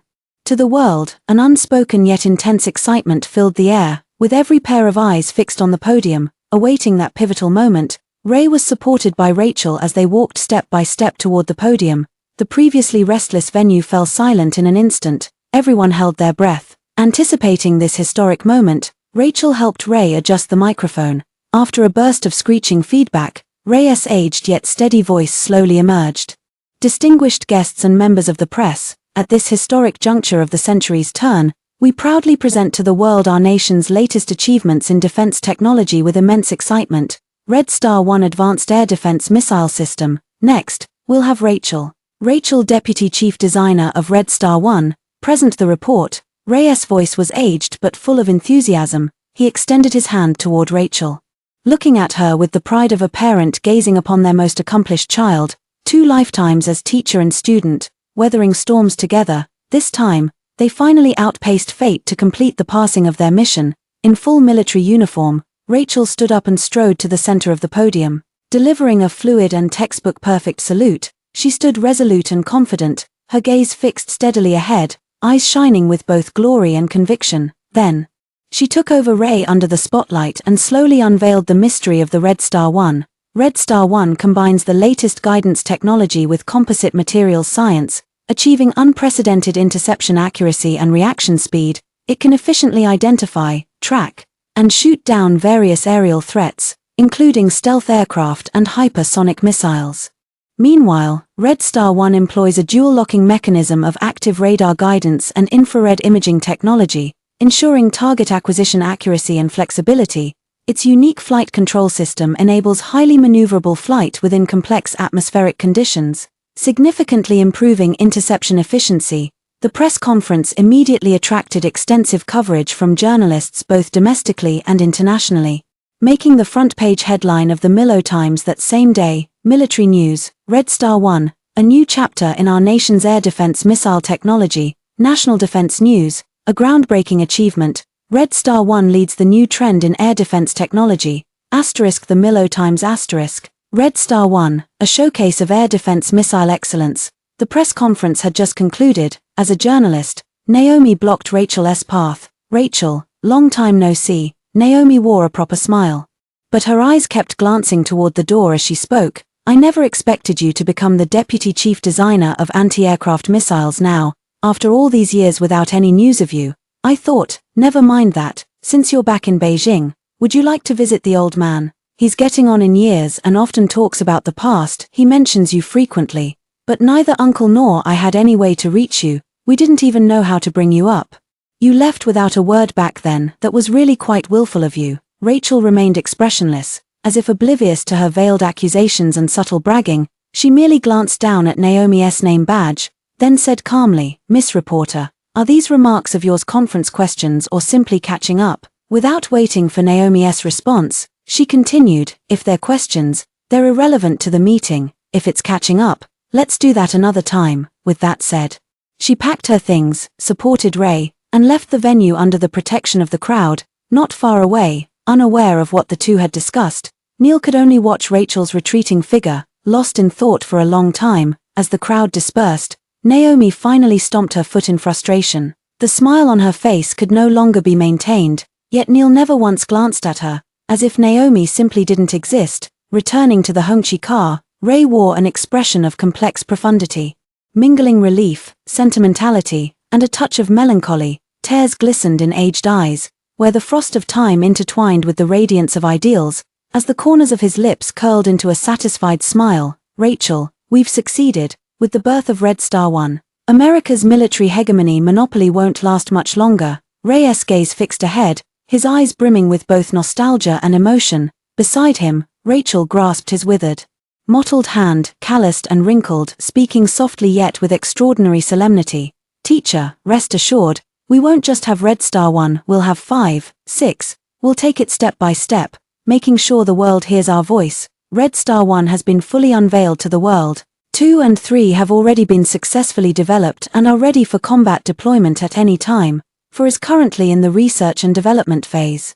The Project 5 and Project 6 road initiatives are currently in the planning stage. Ray nodded with emotion, patting Rachel's hand reassuringly. Rachel, thank you. Knowing our country has young people like you puts my mind at ease. As he finished speaking, his hunched body trembled, and he broke into violent coughing. A pristine white handkerchief now bore fresh crimson stains. Rachel knew Ray's time was running out.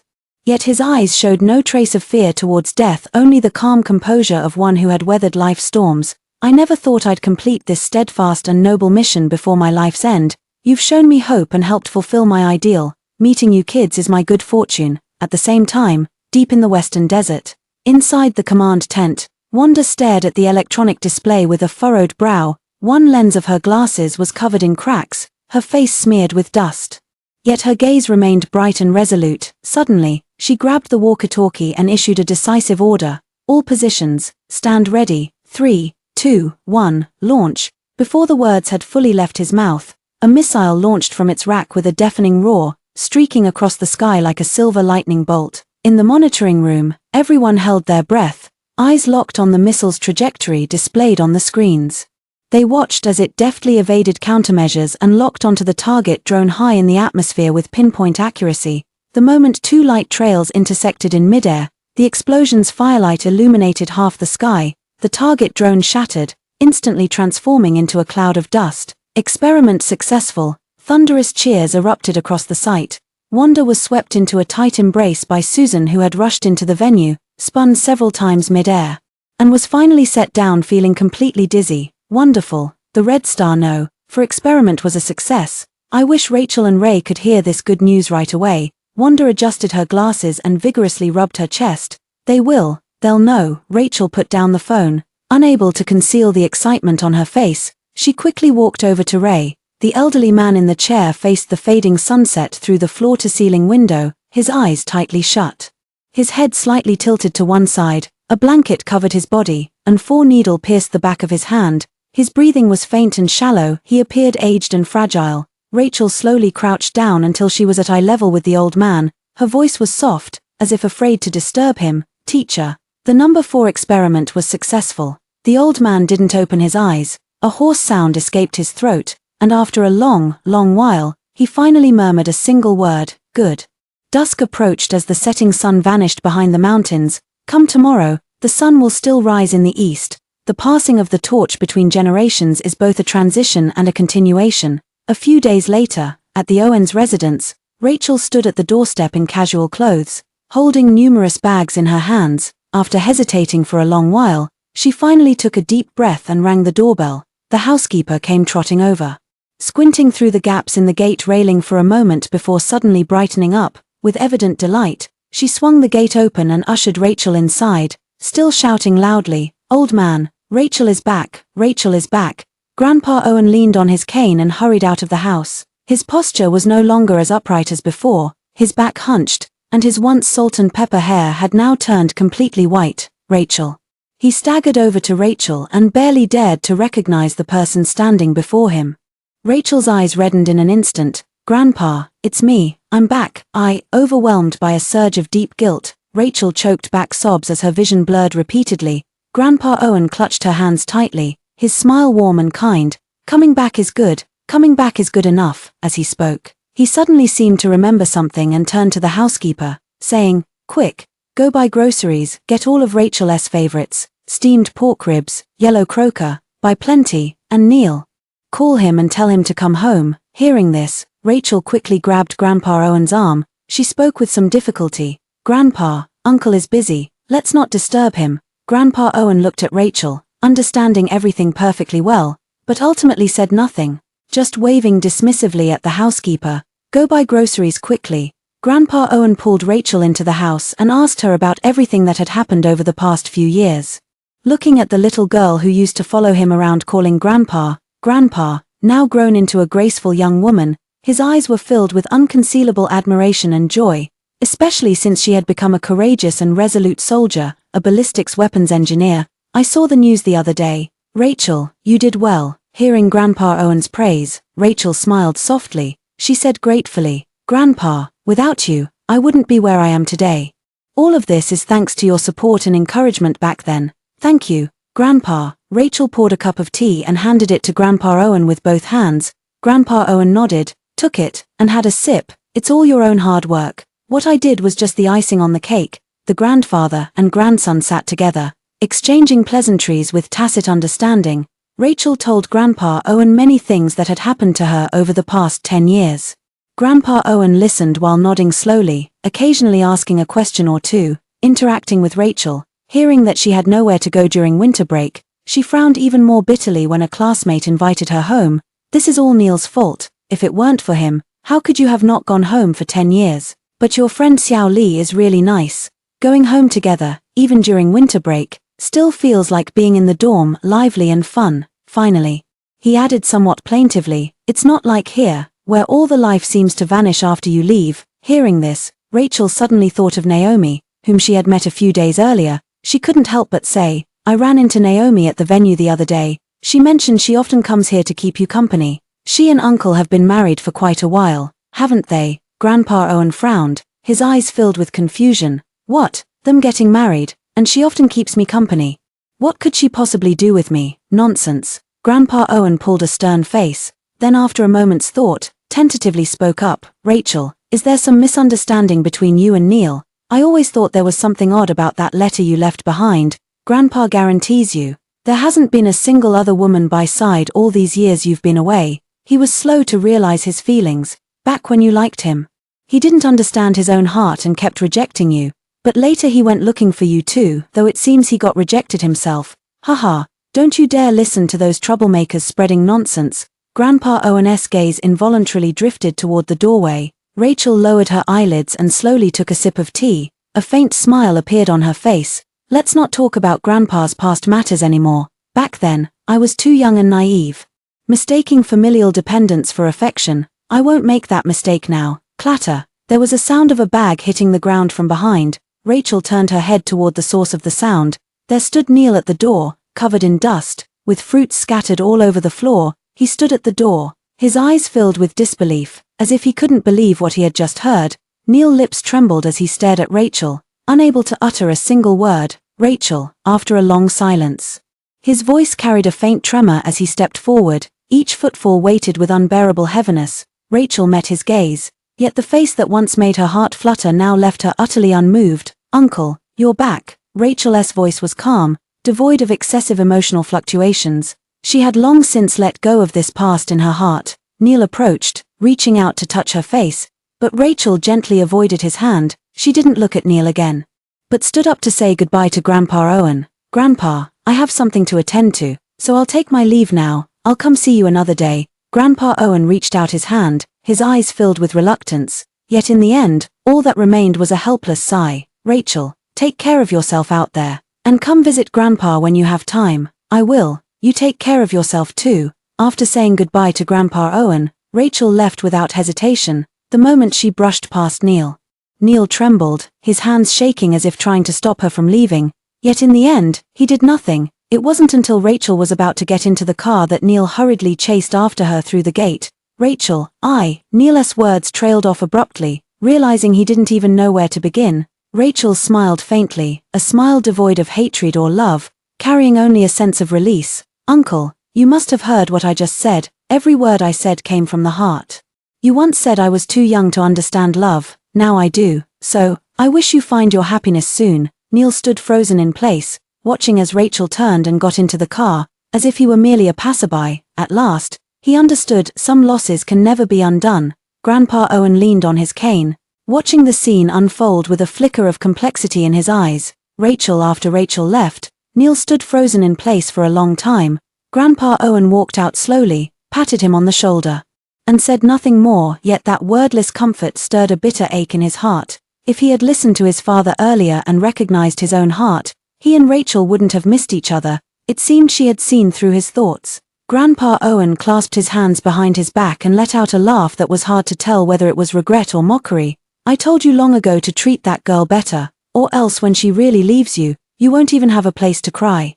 Back then you stubbornly said you didn't like it. Now you're regretting it, aren't you? Too late for regrets now. Neil let out a bitter smile at the corner of his lips. Words once spoken and deeds once done were like a bullet traveling through time to strike precisely between his brows. Over these 10 years, he had thought more than once that when facing Rachel's feelings for him, there were clearly better ways he could have guided the situation, yet he hadn't. Everything he did was pushing Rachel away from him. Yet when she truly gave up, he realized how deeply his heart could ache. Once, on every night he didn't come home, Rachel would write him long letters, pouring out her longing, dependence, and youthful love. In the following 10 years, he too wrote countless such letters, doing the very things he once scorned, yet not a single one was ever sent. Regretful.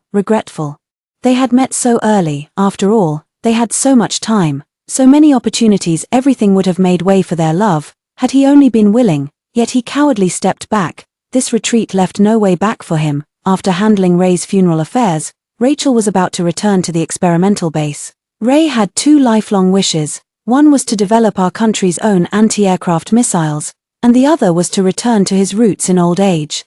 He devoted his entire life to national defense research, spending over 40 years in solitary study deep within the desert. Yet few in the world ever knew his name. He had no family, few friends, and even his funeral was exceptionally quiet and solemn. Military district leaders and national officials arrived in car after car. Everyone seemed familiar with him, yet distant at the same time. Rachel, as his student and the person alive who knew him best, presided over his funeral when everyone had left.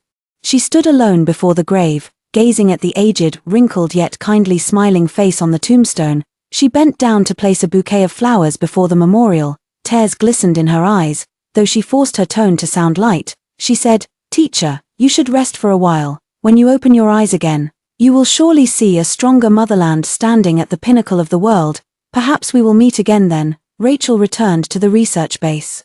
But she didn't expect that among those accompanying her this time was Neil. He remained silent throughout the flight, not uttering a single word. Rachel couldn't help but glance at him repeatedly. She wasn't the least bit curious about Neil's purpose for coming, only concerned about her grandfather's health. After all, Ray had just passed away not long ago, making her particularly sensitive to such matters. In her opinion, Neil should stay in City J, where he could look after his grandfather anytime. But after all, this was just her thought. As for what Neil would actually do, it had nothing to do with her. With this thought, Rachel returned her attention to the magazine in her hands. The Red Star V is about to enter the research and development phase. As the chief engineer of this project, she has no time for distractions. The most important thing now is to conserve her energy so she can dive into work as soon as possible.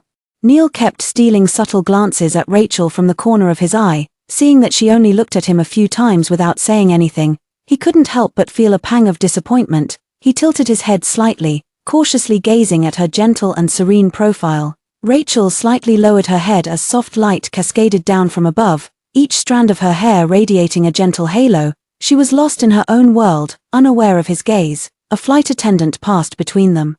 Neil immediately averted his eyes, his hands resting on his knees, unconsciously tightening their grip on his trousers. Just then, a foreign passenger staggered into the cabin. Rachel, the surrounding passengers immediately became alert. Whether they were reading newspapers or pretending to sleep, they all entered a state of vigilance in an instant. Neil, with extensive special operations experience, he sensed something amiss almost the moment the foreign tourist appeared. As the man drew his pistol and aimed at Rachel, Neil reacted instantly, shielding her with his body. "Rachel, look out!" Thud. Two voices shouted simultaneously as bullets shattered the light above Rachel's head. Screams filled the cabin as several more terrorists appeared instantly. The battle erupted without warning. The special task force engaged in a life-and-death struggle with the terrorists, while Rachel faced the threat of death without showing any panic. Under the protection of the special task force, the terrorists were quickly subdued. Suddenly, Rachel keenly detected a rhythmic beeping sound. A fine layer of sweat broke out across her palms. This was a passenger plane filled with ordinary civilians. The terrorist attack was clearly targeting her. She couldn't let innocent people get caught in the crossfire. She slowly moved behind Neil, just about to tell him there might be a bomb on the plane. Just then, the terrorist flashed a triumphant grin before shouting in broken Chinese, "Bomb on plane, explode soon, you all finished." The cabin instantly plunged into panic again, with screams and sobs erupting simultaneously. The special operations team subdued all the terrorists while flight attendants desperately tried to calm other passengers, urgently evacuating them to positions far from the scene. Rachel quickly checked the ammunition locations. The tension in the cabin reached its peak. Every second feeling unbearably long, faint sobs could be heard around as beads of sweat rolled down Rachel's temples. Yet her face showed no trace of fear or panic. Finally, Rachel discovered the timed bomb beneath a seat. Neil crouched half-kneeling opposite her, their breath so close he could almost hear her heartbeat. "Watch out." Neil uttered a low warning, his eyes locked on the screen readings as sweat trickled down his forehead. 3 minutes left. The words seemed to thicken the air with urgency. Time seemed to freeze. Only the relentless ticking echoed through the cabin, a merciless countdown like the approaching footsteps of death. All the passengers held their breath, too tense to even exhale. Rachel's gaze was sharp and profound, her fingers lightly tracing the intricate circuitry, searching for any possible breakthrough. Soon, her gaze darkened slightly, her mind already forming a clear plan. She looked up at Neil and pulled the military knife from his leg. Her voice was soft, yet brooked no argument. "I need you to cut both the red and blue wires with me simultaneously." "Okay." Neil frowned deeply, yet showed no hesitation regarding Rachel's decision. He took the military knife from someone nearby and signaled the others to quickly step back. On the count of 3, "We act together." Rachel's hands were as steady as a rock, her voice calm and firm. 1, 2, 3. The two moved with perfect synchronicity, their actions freezing the very air in that instant. Those brief seconds stretched into eternity. Neil's gaze remained locked on Rachel from the moment he severed the blue wire. He thought, if his life were to end here with Rachel, it would still be heaven's mercy and fortune, at last. 1:47. The flickering numbers paused briefly before resetting to 0. And the alarm abruptly ceased. The cabin fell into complete silence. Only after Rachel completely disarmed the bomb and confirmed the cabin was safe did everyone erupt into cheers of relief at having survived the ordeal. Neil also let out a sigh of relief. He slowly stood up and looked at Rachel, who had remained calm and composed throughout the crisis, his gaze now carrying a trace of both relief and complexity. Rachel was no longer the little girl who would cling to his hand in tears. In places he couldn't see, she had quietly grown into a capable adult who could stand on her own. Now standing before him was not the timid, frightened Rachel who had just arrived at the Owen household at 12 years old, nor was she the love-struck little girl who confessed her feelings to him at 17, and certainly not the cold-eyed young woman who drew clear boundaries with him at 19. Now she is a warrior, a top-tier national weapons research expert. The chief engineer and lead designer of military projects, she quietly grew up, casting aside everything that once confined her. Every past event now seems trivial when placed before her. Compared to her ideals and convictions, both he and the past are insignificant. Rachel had no idea what he was thinking. She merely waved her hand in front of his eyes. "Uncle, are you okay?" Neil suddenly snapped back to reality, looking at the girl before him whose image kept overlapping with his memories.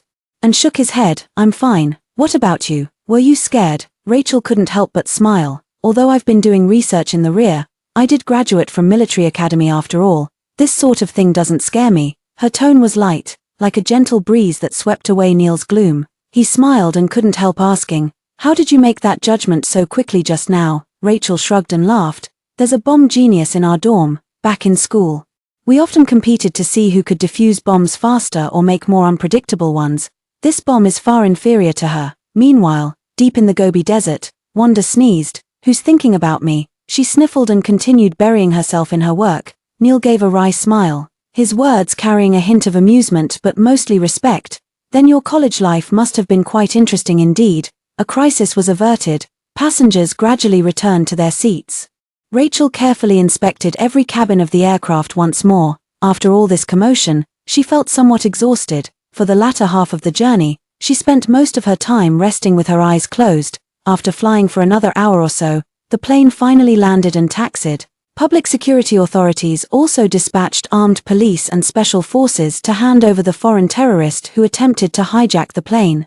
Rachel also boarded the vehicle sent by the experimental base to meet them. She had originally thought Neil might only be responsible for escorting her until the handover with the experimental base was completed. To think they were actually escorting her all the way back to the research base. Looking at Neil sitting beside her, Rachel felt somewhat surprised. On second thought, with Red Star 1 appearing 10 years earlier than in her previous life, it was only natural that some countries with ulterior motives would take action. The airport was still several hundred kilometers away from the research base. Night fell in the blink of an eye. The deep wilderness occasionally echoed with the howls of wolves. Despite the convoy proceeding with utmost caution, an unexpected incident still occurred. The road ahead was blocked by boulders and tree trunks. The special operations team from the lead vehicle immediately moved forward to inspect. Their flashlight beams cutting through the darkness like luminous pillars, illuminating the obstacles ahead. At this very moment, an unexpected turn of events occurred. A truck, as if out of control, roared toward the convoy with its engine screaming, like a wild beast gone berserk, heedless of consequences. The special operations team reacted almost instantly, but it did nothing to stop the truck. The screech of tires against the pavement was especially piercing in the darkness. It seemed they wanted to take Rachel, but under the protection of the experimental base and the special ops team, they found no opportunity. Neil darkened his gaze and stepped forward to shield Rachel. Sensing the impending danger, he almost instinctively pushed her away. "Rachel, go." Neil, who had been gripping her wrist tightly, Neil had no time to think. His body reacted instinctively, pushing her as far away as possible before leaping up to wrap his arms around her waist. Shielding her beneath him, overturned vehicles exploded one after another, shockwaves and flames instantly devouring everything around them. Rachel, her ears were filled with a deafening buzz. She could hear muffled groans behind her and the sticky warmth slowly spreading across her back. The piercing busy tone amplified her breathing to an unbearable volume. The hand around her waist suddenly loosened, the warm weight collapsing in its wake, staggering to her feet. What blurred into her vision was Neil's blooded back. Uncle, her voice hoarse, her legs gave way as she knelt beside Neil. She didn't check his wounds immediately, but instead picked up the fallen stick beside him, until a bandit fell in the dust with a thud. Only when she saw a familiar figure running towards her did darkness flood her vision as she collapsed to the ground. The air was thick with the smell of disinfectant. Rachel slowly opened her eyes, and in her dazed state, all she could see was the white ceiling above her. Noticing she was awake, Valerie quickly walked over. "Rachel, how are you feeling?" She still had the same neat short hair as before, only now she was dressed in an Air Force pilot's combat uniform. Valerie ultimately chose the path she wanted to take. Rachel opened her mouth, her voice hoarse beyond recognition. "How is he doing?" Valerie frowned slightly, sitting by the bed and taking her hand, still unconscious, not out of danger yet. The situation was critical. Rachel had no time to avoid the impact. After the car accident, the blunt force trauma wasn't too severe, but she still experienced chest pain and coughed up blood. Upon hearing that Neil remained unconscious, she forced herself to sit up from the hospital bed despite her weakened state. Valerie didn't stop her, merely standing by her side to support her, bearing most of her weight. They walked step by step to the outside of Neil's hospital room. Peering through the glass window at the person inside, tubes inserted and relying on oxygen, the ward was a sterile environment, and visits were not permitted. Rachel stood outside the room, quietly gazing inside for a long while before murmuring softly, "Uncle, you must wake up." With that, she slowly turned away. With Valerie's support, he slowly walked away. She didn't see it. But the moment she turned around, Neil's finger twitched, his body grew heavier and heavier. Neil felt only endless darkness enveloping him, dragging him into deeper despair. He struggled, mustering all his strength to swim upward, but to no avail. Consciousness grew heavier until it was completely stripped away, then suddenly jolted back. The relentless sounds of explosions and sirens filled his ears, a deafening static buzzed through his mind. Thick smoke billowed from the nearby laboratory as shockwaves from the blast rippled outward in layers. The windows of surrounding residential buildings were shattered by the explosion. Police cars and fire trucks formed a long cordon line. Neil stumbled out of the car in a daze. Feeling as though his body and soul existed in different dimensions, he watched himself flash his badge and push past the crowd's attempts to stop him, charging through the police line, eyes bloodshot. Roaring with a hoarse voice, my wife is still inside, let me in." "Wife? What wife?" Neil watched this bizarre dream unfold as a bystander, until he himself pushed aside everyone blocking his way, rushed into the ruins, and moved the stones away piece by piece, shouting hoarsely, Rachel, come out, I can explain, let's live well together. Please come out." His eyes bloodshot, he called out Rachel's name, over and over again, but there was no response. Neil watched everything about him, yet a tearing pain surged from the depths of his soul. He wanted to rush over, he wanted to ask him, what explanation did he owe? Rachel, why was she his wife? Neil noticed the silver ring on his ring finger, a wedding band. He was married to Rachel, yet, in this situation, Neil couldn't muster any joy. He kept digging. The bricks and rubble still carried the residual warmth of the explosion, and the air was thick with the acrid stench of burning. His fingers were mangled and bloody, yet he refused to stop for even a moment. Rachel. He knelt on the ground, searching inch by inch. At last, a glint of silver flashed through the mud. He brushed away the soil and saw a hand with a silver ring on its ring finger. He seemed to see a glimmer of hope. His face was alight with a frenzied joy, like a flood bursting through its banks. "Rachel, don't be afraid, I'll get you out soon, very soon, just hold on." His voice was hoarse. Trembling uncontrollably, ignoring his bleeding fingers, like a drowning man clutching at straws, the raging waters had shattered his reason. He dug faster, his movements nearly frenzied, yet when he scraped away the final handful of earth, what appeared before his eyes wasn't the figure he had been expecting, but a solitary hand, the same hand that at 12 years old had timidly tugged at his sleeve and shyly called him uncle. The same hand that at 20 had slipped a wedding ring onto his finger, a cold hand, now utterly devoid of warmth. Desperate screams echoed over the ruins, thundering in unison with the lightning. Neil collapsed to his knees, tears mingling with rain, washing away his heart full of regret and resentment. Vision blurred, he held the cold, stiff half-arm in his embrace, his voice filled with grief and bewilderment that he couldn't accept. "Why, Rachel, why?"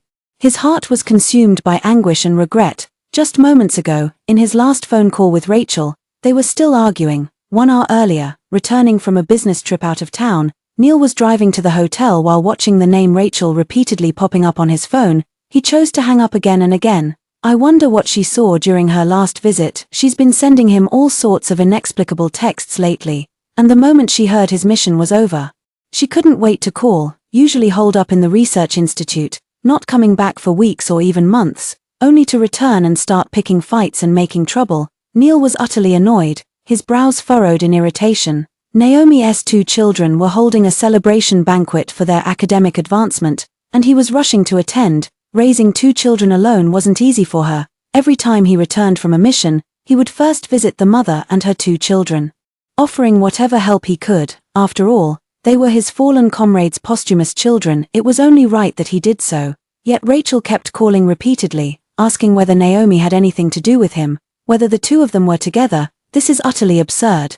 All you do all day is be suspicious and paranoid. The phone rang once again. Neil answered impatiently and immediately launched into a barrage of accusations. Rachel, do you find your lab work too easy?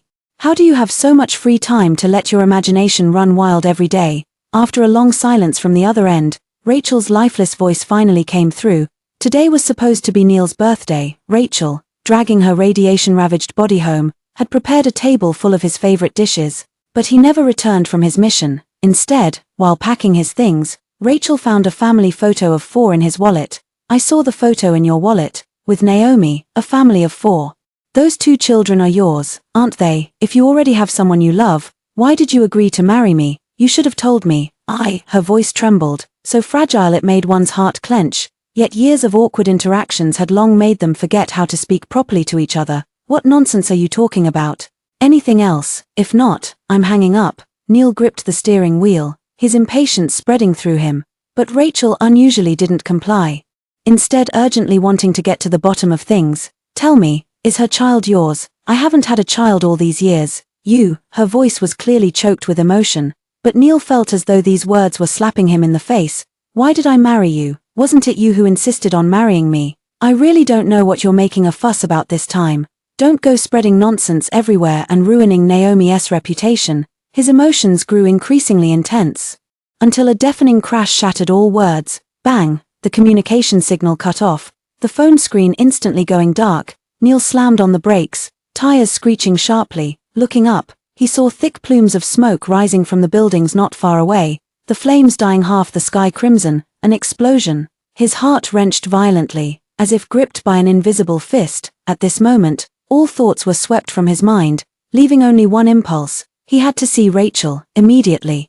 Right now, alas, he was still one step too late. His body stood like a sculpture amidst ruins, as if a single gust could reduce him to dust, yet also as if he'd weathered centuries of storms and still remained there, unchanging. Ding-ling-ling. The clamor of his phone's ringtone jolted him from his stupor. He mechanically pulled out his phone from his pocket. At this moment, he desperately hoped the caller's name would be Rachel. Unfortunately, it wasn't. The call connected. Naomi's gentle voice came through the receiver. Come quick, son, your dad's on the phone. Next came the distinctive cracking voice of a boy going through puberty from the other end of the line, with a hint of indignant frustration. Dad, why aren't you here yet? Today's my promotion celebration banquet. Is that woman stopping you again? I hate her. When are you going to divorce her and come home? When their comrade sacrificed himself, Naomi's child was already full term. Fearing the child would lack paternal love and grow up without a complete childhood or healthy personality, she pleaded with Neil to pretend to be their father in front of the child. For over a decade, the pretense became reality, and reality turned to pretense. For the first time, he felt disgust toward the child he had doted on. Shut up, you're not qualified. With that, he hung up the phone. The rescue operation lasted a full day and night, yet the collected limbs and fragments couldn't be pieced together into a complete body. Neil stared blankly, like a puppet that had lost its soul. He never imagined Rachel would leave him in such a manner, even at the end of their lives. They never got the chance to properly say goodbye. How could there be no regrets? How could there be no sorrow? That was the girl he had loved for a lifetime and hurt for a lifetime. He silently removed the ring from that hand and placed it on his little finger. Hospital room. Neil's monitor suddenly emitted a rapid beeping sound. Doctors and nurses rushed into the room. Rachel was quickly helped out by Valerie, leaning against the wall, but could only wait anxiously outside the ward. The defibrillator rose and fell repeatedly. Neil's body arched upward before crashing back onto the bed. Everyone inside and outside the ward held their breath for him, at last. After the medical staff's relentless efforts, his heartbeat finally returned to normal. The moment he opened his eyes, he turned his head to look out the window, his gaze locked straight onto Rachel, his lips parting to silently mouth the words, "I'm sorry." Rachel's hand gripping the wall suddenly tightened. That single glance carried far too much sorrow. Rachel couldn't understand. After the successful rescue that day, Neil's condition gradually improved day by day. Rachel was discharged early and returned to her job after recovering. By the time Neil could move around, Rachel's figure had long disappeared from the hospital. He limped on a leg injured in a car accident, gazing at the empty hospital room with desolate eyes. After standing there for a long time, he finally returned to his own room. Rachel not coming to see him was something he had anticipated, and he didn't call to disturb Rachel either. Most of his time was spent pondering whether he should see her or not. Rachel remained silent, but Naomi's call came through instead. "Uncle, I heard you got hurt. How are you now? Do you need me to come take care of you?" Neil stood before the shared telephone in the hospital corridor, frowning. "Wait Naomi until she finished speaking before suddenly asking, "Our operations are all classified. How did you know I was injured?" Across from him, Naomi clearly didn't expect this question. She paused briefly before continuing, "Uncle, don't be angry. I was just concerned about you. That's why I asked your comrade." "Which comrade?" Naomi hesitantly uttered a name. Neil nodded. "All right, I understand. Your actions constitute a potential legal violation. This call is being recorded, and I'll report it to the organization as evidence." With that, he hung up the phone without regard for Naomi's pleas and explanations. Neil requested to see Rachel one last time before being discharged from the hospital. This time, Rachel did not refuse. She and Neil sat face to face, silent, like long-lost friends full of nostalgia, yet also like mere acquaintances, polite and distant. After a long silence, it was Neil who finally spoke up to break the quiet. "Rachel, you've changed so much." Rachel gazed at him quietly, her eyes showing a hint of understanding. "So it really is you," a simple sentence. Yet it sent Neil's mind and spirit reeling. His mouth hung open, his gaze trembling. Then, as if suddenly comprehending, he gave a bitter smile and lowered his head. "So that's how it is. So that's why you decided to apply to the National Defense University, to leave City J, leave the Owen household, leave me." Rachel picked up the enamel mug and took a small sip. "We've spent a lifetime testing one wrong dataset. If the parameters remain unchanged, no matter how many experiments we run, they'll still fail. So, we must make a change." Neil lowered his head, eyes brimming with sorrow. With reddened eyes, he gazed at Rachel, his look unmistakably surging with love and reluctance. Choking back tears, he repeated once more those words he'd spoken that day through the hospital room glass. "Rachel, I'm sorry. I should have explained it to you properly that day. Naomi's child isn't mine, it's my comrade's posthumous child. I was just helping take care of them a little more. I neglected your feelings." Rachel set down the enamel mug, its metal rim clinking sharply against the restaurant's glass tabletop. She said, "Uncle, it doesn't matter anymore. It doesn't matter anymore." Compared to Rachel blaming or resenting him, what he feared most was hearing those words, "It doesn't matter anymore." She let go. It meant all the good, the bad, the bitterness or sweet memories, everything was written off and reset to zero with her. Once again, he was a step too late. "Perhaps it's for the best. After all, you've already glimpsed the future of our homeland. We can both contribute more to society's progress." After saying this, Rachel stood up to leave. Before heading out, Neil called out to her, "Will we meet again?" Rachel paused with her hand on the door curtain, thought for a few seconds, then said with certainty, "Yes, we'll meet again." 15 years later, City J, the great hall of the people. Night fell, and the city lights began to glow. The annual National Defense Science and Technology Contribution Award ceremony slowly commenced. As the gala began, a meticulously produced documentary played on the large screen, showcasing precious historical footage frame by frame. The end of the party, Rachel, Wanda, Susan, and on the large screen behind them, the last recorded footage of Valerie piloting the new fighter jet before crashing into the enemy aircraft in sacrifice.